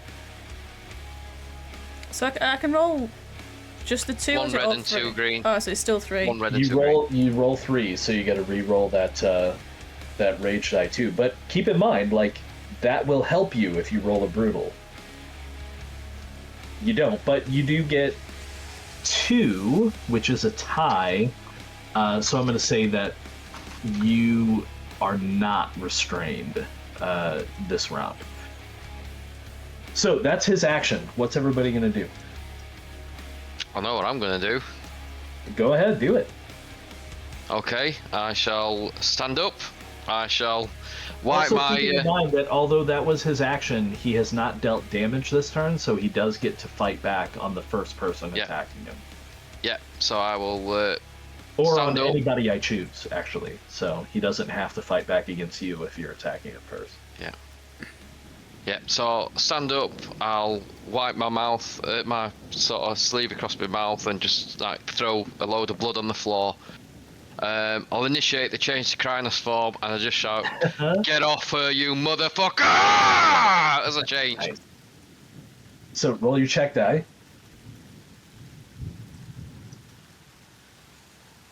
The thunder was less scary than that. Yeah, last one. Okay. But you're still positive, right? Yeah, and in the same action, just launch myself at him for a. We'll go for a claw attack. So even in Krynos form, a claw attack is still basic damage. Yes, but it's a lot more dice. It is, that's true. But you're down 2. So Krynos gets 4 bonus dice, so you're only going to get 2 bonus dice. Plus 3 for the claws. Plus 3. Well. Oh, it's only 3 damage, not 3. Right, it's not 3 extra dice, it's 3 extra damage if you hit. Right, I'll go with the aggravated then. Yeah, that makes more sense. Okay. Okay, so I'm up 1 dice, up 2 dice at the moment, yeah. Correct. So strength roll. So that's 2, 3, 4, 5, 7. Oh, that's almost as much as him. 2, 3, 4, 5, 6, 7. Gotta beat a 3. Yes. Nice. That'll do. It So will that's do. 1, 2, 3, 4. So 4. So it's 2 aggravated damage into it, I think. 2 aggravated damage on top of the 3 basic damage you dealt before. Which all is of a sameness for him. He doesn't have different tracks like you guys do. So, yeah. Gotta remember to keep track of his stats here. Can I initiate regeneration at the same time, or is that too many actions? So, regeneration is at the start of your turn. You could have initiated regeneration while you were in Glabro form. You would not get the Krynos benefit. So, but you can do a you can have done a regeneration. So it's I get 1, but I have to test twice, don't I? No, so it's you just test once because you were in Glabro at the start of the turn. Okay. Yeah, I'll do that. Okay. Does it work on the aggravated though? It does. Okay. I've yet to make a single one of these checks.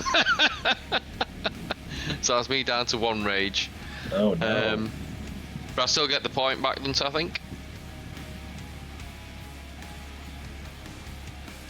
I'm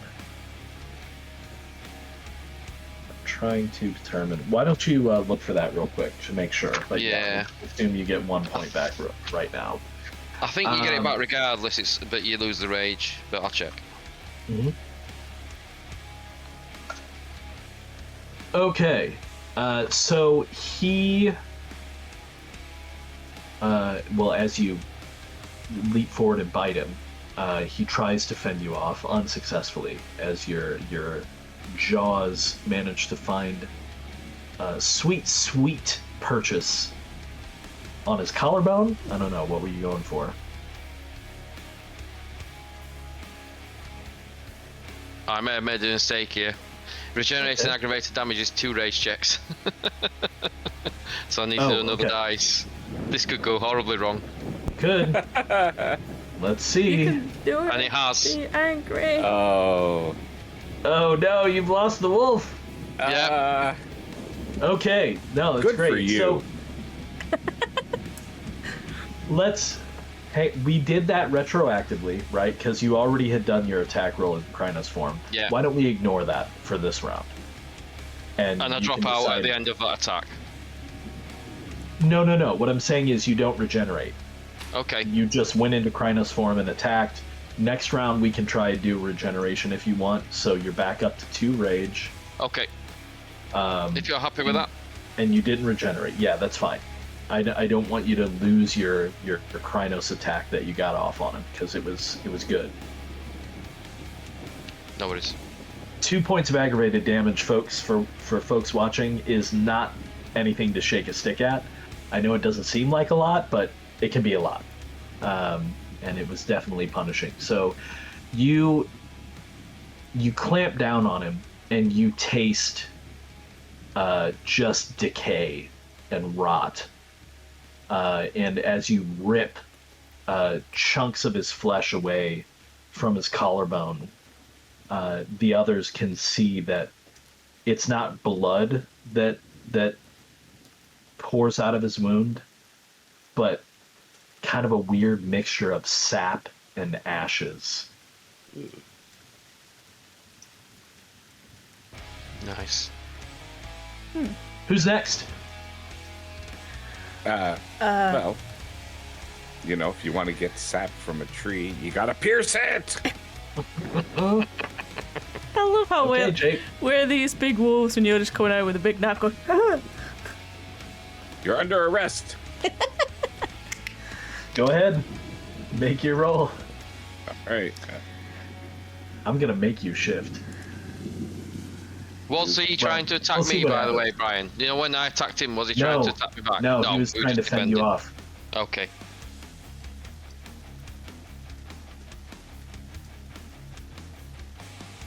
Three successes. He okay? rolls a lot, so. Oh, look at that! Wow. He's Oh. going to spend a point of willpower. I'll spend a point of willpower to take away his.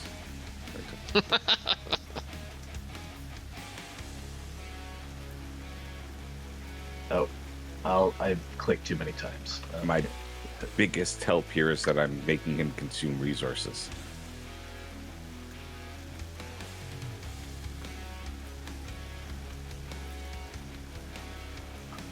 Nice. Well played, Okay. sir.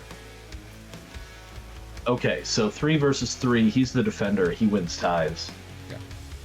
And he has bonus damage for his weapon, so he is going to hit you, which is exactly what I wanted. So as you come at him with your knife, he Burgess. goes. So he goes to kick you, right? To basically just kick you away from him, because to him you're just a human, right? But when he does kick you, his foot comes up, and it's a solid just front kick, right to your solar plexus. But his leg kind of expands into this trunk-like form with roots that pierce into your chest through your clothing, dealing a point of aggravated damage. A single point. However, that is enough to give you a point of rage. Jake, you're now at 5 rage. Oh, Hi. wait. That's... So, my friend, I believe you're going to experience something called frenzy. Where's that there? Let me I'm double used check. to it. It's generally what happens when I order pizza. Oh, is this what happens when you order pizza? Like go into frenzy? Oh, a feeding frenzy? That makes sense. Yeah, frenzy puts you to 5 if you go into it. If you're not in Krynos form. All right, so I go around and I say, Yeah. Heal So lot. when you enter frenzy, your rage immediately increases to 5, and you shift to Krynos. I don't know what happens when your rage goes to 5 on its own, but I think it's just switched to Krynos. So but generally, here's the thing. oh, you said Generally, frenzy. you- I thought you said Fonzie. Generally, you enter frenzy voluntarily, kind of. Well, not voluntarily. No, yeah, it's one or the other. Yeah. It happens when, basically, when you don't attack something in Krynos form and you don't spend willpower to prevent it, you'll enter frenzy. However, since this is the first time that you've been taken to 5 rage in the game, as a storyteller, I think you should probably change and go into frenzy, but it's your choice, Jake. No, what I'm However- going to do is, as I feel that. Wait. So I've described the attack, but it's now time for us to take a break. Oh, So we're going to leave the audience in suspense as we take a short break. Come right back in like 3 minutes, because we're getting close to the time I want to be done today. Or should we just power through the break? Can we do that? Yeah, that's fine. You know, because it's almost it's all 5:10. So no, go ahead, Jake. You've taken a point of aggravated damage. You're now at 5 rage. I'm Tell at me what 5. happens. Well, yeah, but I just took my health down to 2, and it didn't. It went back up to. Okay, that's better. Okay, good. I'm gonna look at him, and I will say though that you get kind of knocked on your butt. yeah, well, that's fine. I'm Yeah. from my butt. I'm gonna look at him. I'm going to take the knife, and I'm going to slash at my arm with it, and I'm going to draw blood, and then I'm going to turn. into Krynos form? Yeah. Okay. Let's say that form. That sounds good. So technically that'll happen at the start of your next turn. Okay. But we can say that it happens now in response to the damage. Because I think that fits. So yeah, you change into Krynos.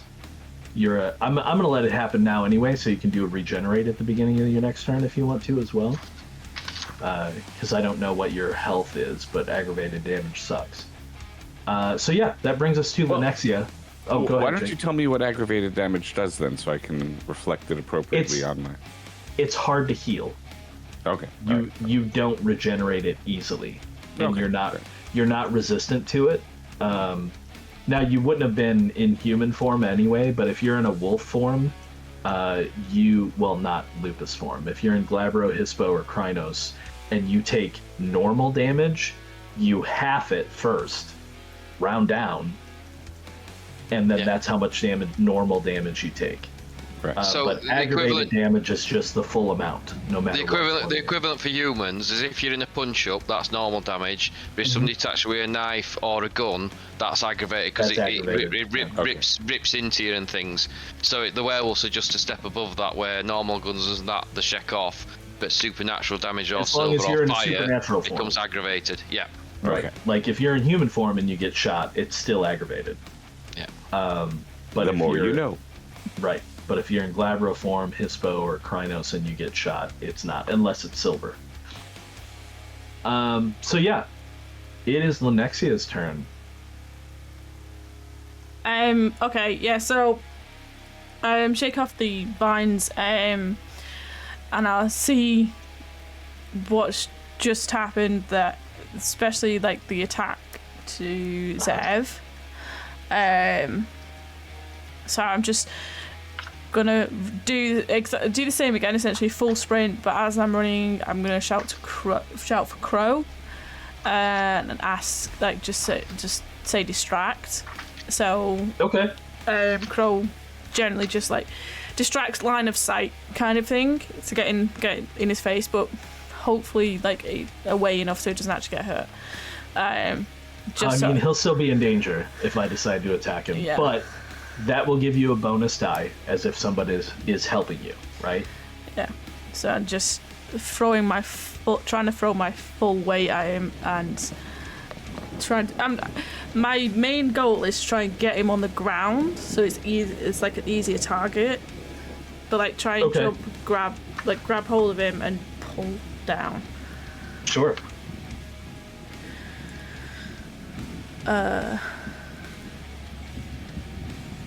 Why is my will?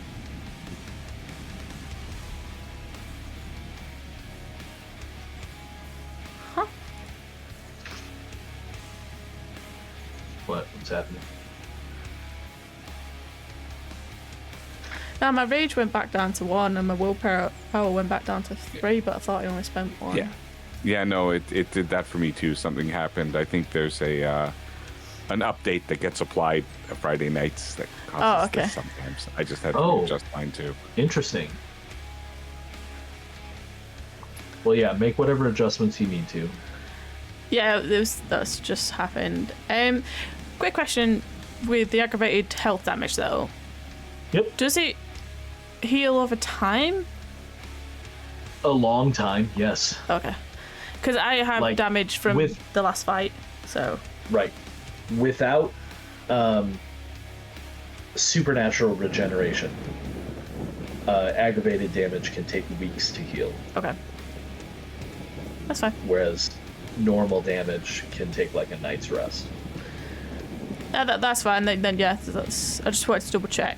Well, I mean, you're in a supernatural form at the beginning of this turn. Do you want to make a regeneration check before you engage? He already did damage this turn, so he can't damage you. Yeah. What was that? Okay. So just roll a check die and remove that point of aggravated damage. Or sorry, 2 check dice for aggravated. So you lose 1 rage from that one. But you don't lose rage from that one. Okay. So you're down 1 rage, but you heal 1 aggravated damage. Okay, cool. So yeah. So is it strength and brawl again? Correct. Yeah. And then Even it was... trying to bear him to the ground, you're still attacking. So yeah.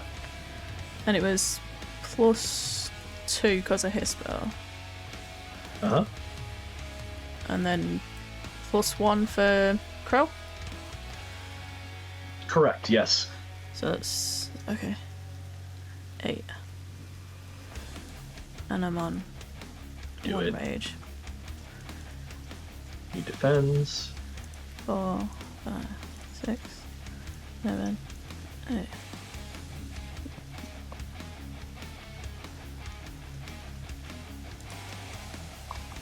Ooh, you're down to 1 rage. Ooh. Okay, so he defends, unless you want to spend willpower. Because he has 6 successes. You got 3. Oh, no, I'm sorry. You got 3, 4, 5. So you're close. I've got... So you've got 5. He rolled 6. Okay, yeah, I'll spend You it. can spend a willpower and re-roll 3 basic dice. Yeah. And potentially get there. 1, 2, 3. Oof! That does it. Nice. Wow! Oh, wow. So you were at 5. That is an additional... 6, 7, 8, 9, 10. Yeah, that's an additional 5. So a total of 10 to his 6. He's not going to spend willpower this time. So you're going to do a base of 5 points of aggravated damage. Oh, actually, no, he is going to spend willpower because that might actually take him down.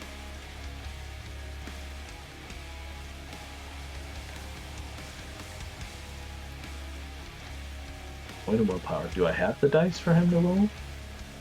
Yeah, I do. Okay, so 3 more dice.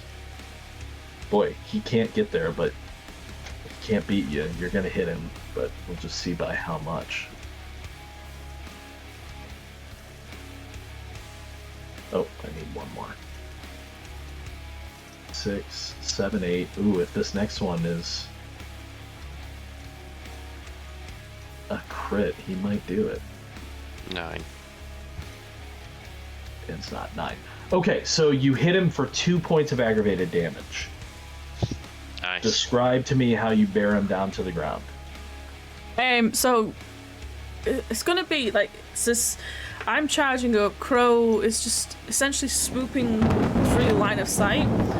I think it'd just be one swoop where his head just turns slightly to one side. So I take by surprise. I leap, like grab hold of his shoulder, and just with the sheer force, just like plant him in the ground as I drop.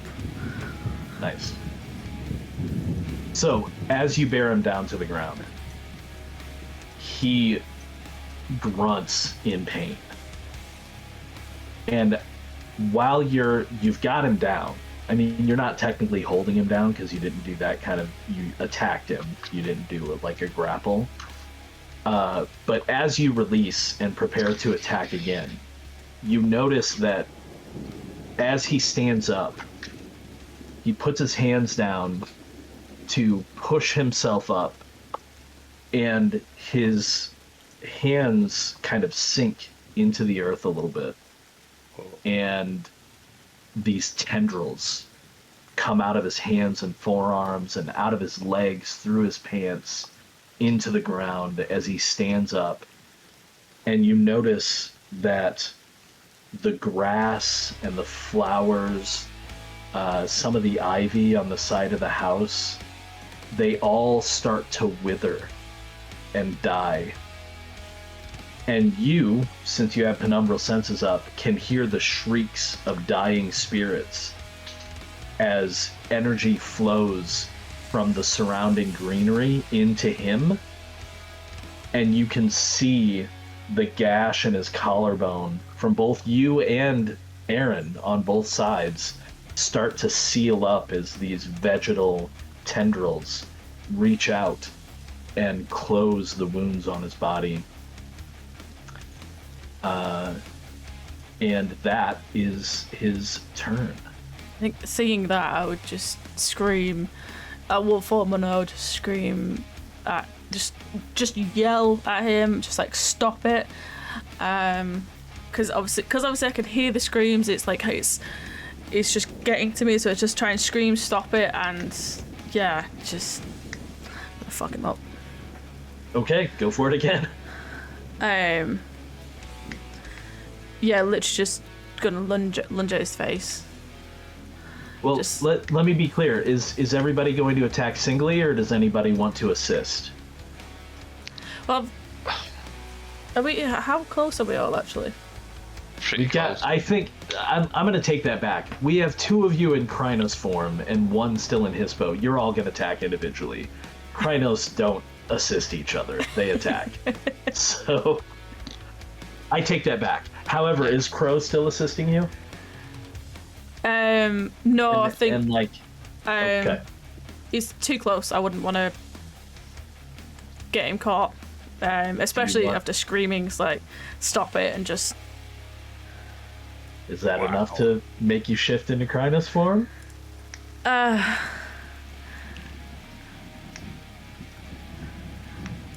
Or form. Yeah, actually, like it's because it's just the it's the I can hear them screaming, so yeah, I would. If you go into war form, I'm going to give you a bonus point of rage for being upset that the plants are dying, which I love. So Yeah. accept the rage and go into Krynos form, or maintain your cool and stay in his I'm form. You're close. I'm not maintaining my cool. My whole thing is I just hear them screaming, Okay. I shout stop it and just go for it, just lunge So- at him. Roll your check die for the shift into Krynos. You're going to be down 2 dice, but you're still going to be up 2 because Krynos is +4. Okay, you do not lose the rage. Yeah,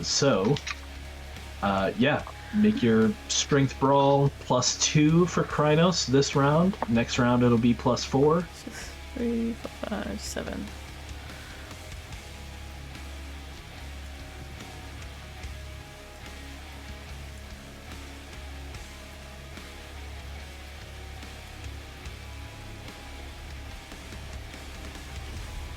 Get another brutal. Where are those brutals at? Okay, so what did you get there? You got 2? I will. Yeah, you know what? I'll spend another willpower. Okay. I get 3 green. Still 3. Okay. So 3v3 3. Defender wins. You lunge at him. Again, still snapping in Krynos form, assumingly you're not using your claws, you're going for the kill.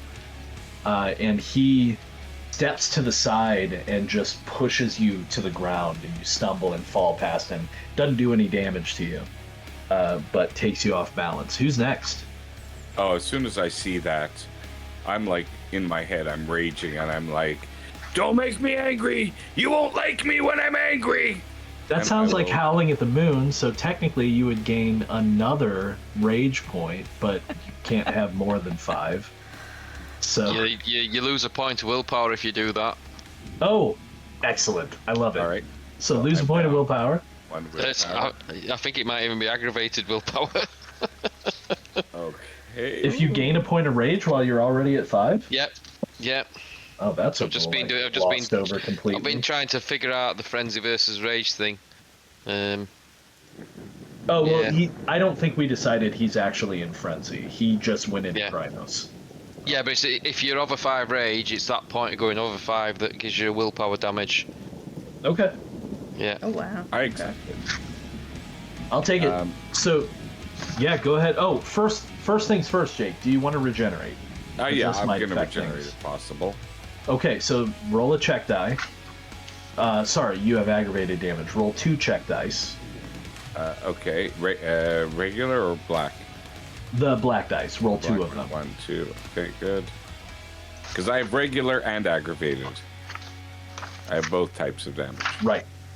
Okay, so because you're in Krynos form, you actually regenerate 2 points. You do lose a point of rage, so you're down to 4. Aww.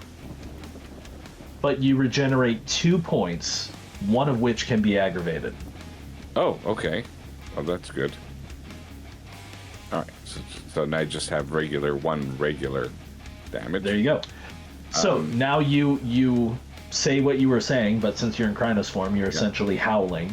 So you get a point of rage back, so you're back up to 5. All right. And now you can attack. Oh wait. So now I don't have to lose willpower then. Yeah, correct. All right. At least that. Managing rage is kind of important in this game. So. Yeah, I see that. Yeah. Okay. Order is important. Yeah. Okay. And what do I roll to attack in my Kronos form? So strength, brawl, +4. Seriously? You're in Krynos form. Wow. Yep. Okay. But you lose 2 for shifting. No, oh yeah, that's right. Because I said it would technically happen this round. So yeah. Okay. So right. It's +2. Yeah. Okay. Go, Jake. Go, Jake. Go, Jake. Fuck him Oof. up. Fuck him That's up. not bad. Fuck him Not up. so bad. Not so I bad. haven't seen it yet. Not so bad. There we go. It's 120. Wow, that's pretty good. It's a lot of nuts. Oh crap! How is he So so close. good? Oh, you know what? I almost want to. If I spend a willpower, can I re-roll that green one, or no? Or do I roll 3 of? No, you can re-roll the but single do you green. want to spend a point of willpower for 1 green die? Because if it's a double green die, then it's actually 7, right? Are you biting, Jake? Because if you bite, True. it would be 2 aggravated as well. With 1 dice, I would be assume 2 he's aggravated. fighting, yeah. Yeah. It's up to you. Yes. I personally don't think 1 die is worth 1 willpower point, but this is a big fight. It's up to you. Yep. I'm gonna use it. Make so. it Okay. count. Make it Yes. count. Yeah, Make for it sure. count. So, how many do I roll? All red or green? Just or- 1. Oh no, just re-roll the 1 green die. Okay. And if it's a success, then you hit him. Oh. Oh well, it was worth the gamble. You tried. Okay, so you launch yourself at him. Mouth first, your slavering jaws trying to find purchase. But he, again, steps to the side and whips you to the ground again with that strange tentacle that grows out of his arms. And that brings us, I believe, to Aaron. This is the last person to attack this round. Okay, so we've danced this merry dance before. Aaron's on 1 willpower. Aaron's in Krynos form. Aaron didn't kill anybody last turn. Do I spend a 40 willpower and then risk falling out of Krynos form when I regenerate, or do I just enter frenzy? And this time round, it's going to be the second, so I'm going to enter frenzy. So you frenzy. You can still regenerate though. Yes. So I believe my rage goes straight to 5. It does. Ooh, Yeah. okay. I will regenerate, and then I'll just throw myself at that motherfucker. Yeah. So let's do the regenerate first. 2 check dice. Yeah. So I lose 2 points of rage. I rolled a single success on them check dice. I know, It's it's been rough, cruel to man. you today, huh? They're 50-50. They're 50-50. Yeah. So Yeah. get rid of 2 points of Still, damage. still plenty though. Yeah. Yep, 2 points of damage. So that takes me down to 2. And now you've got your full Krynos pool. Yeah. I know we're having fun. I just don't want you to be late, Brian. Yeah, I know. There's some time. I just want to see if this can do it. We'll see. 2, 5, We 6, might have to 7, have a 8, cliff. 9.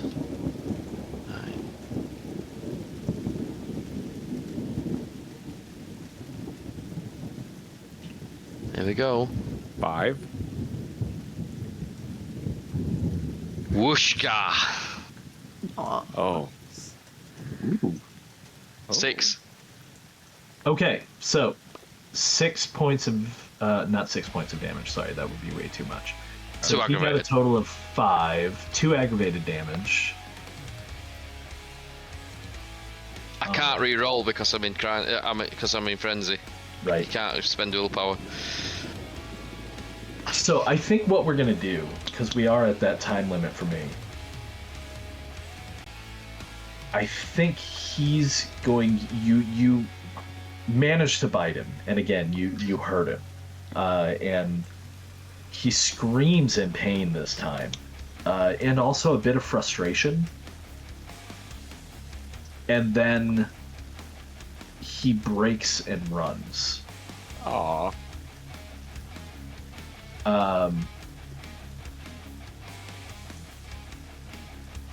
And I think we're going to call it there, because what we can do next week, assuming everybody is here, is guess who would have heard the howl about the threat? The girl we just saved. No, Fenton. Oh, Fenton. Okay. So Fenton could conceivably be on the way Nice. to assist you in chasing this thing down. Nice. So I think we'll open next session with a chase scene. Well, and to say my initial howl was threat. Yeah, yeah. So Yeah, and to be honest, it is a lot of effort for somebody who's just, doing tax evasion, but okay. We're going above and beyond. Yeah, I mean, you guys are putting the hurt him on. There was a couple of times you almost, if I hadn't spent willpower, you could have killed him, but which is why he's running. So, folks, you're gonna have to wait until next session to see how this all pans out, as the clearly not human Ricard Muller is assuming Wait, he's not human? Well, joke. not anymore, maybe. No.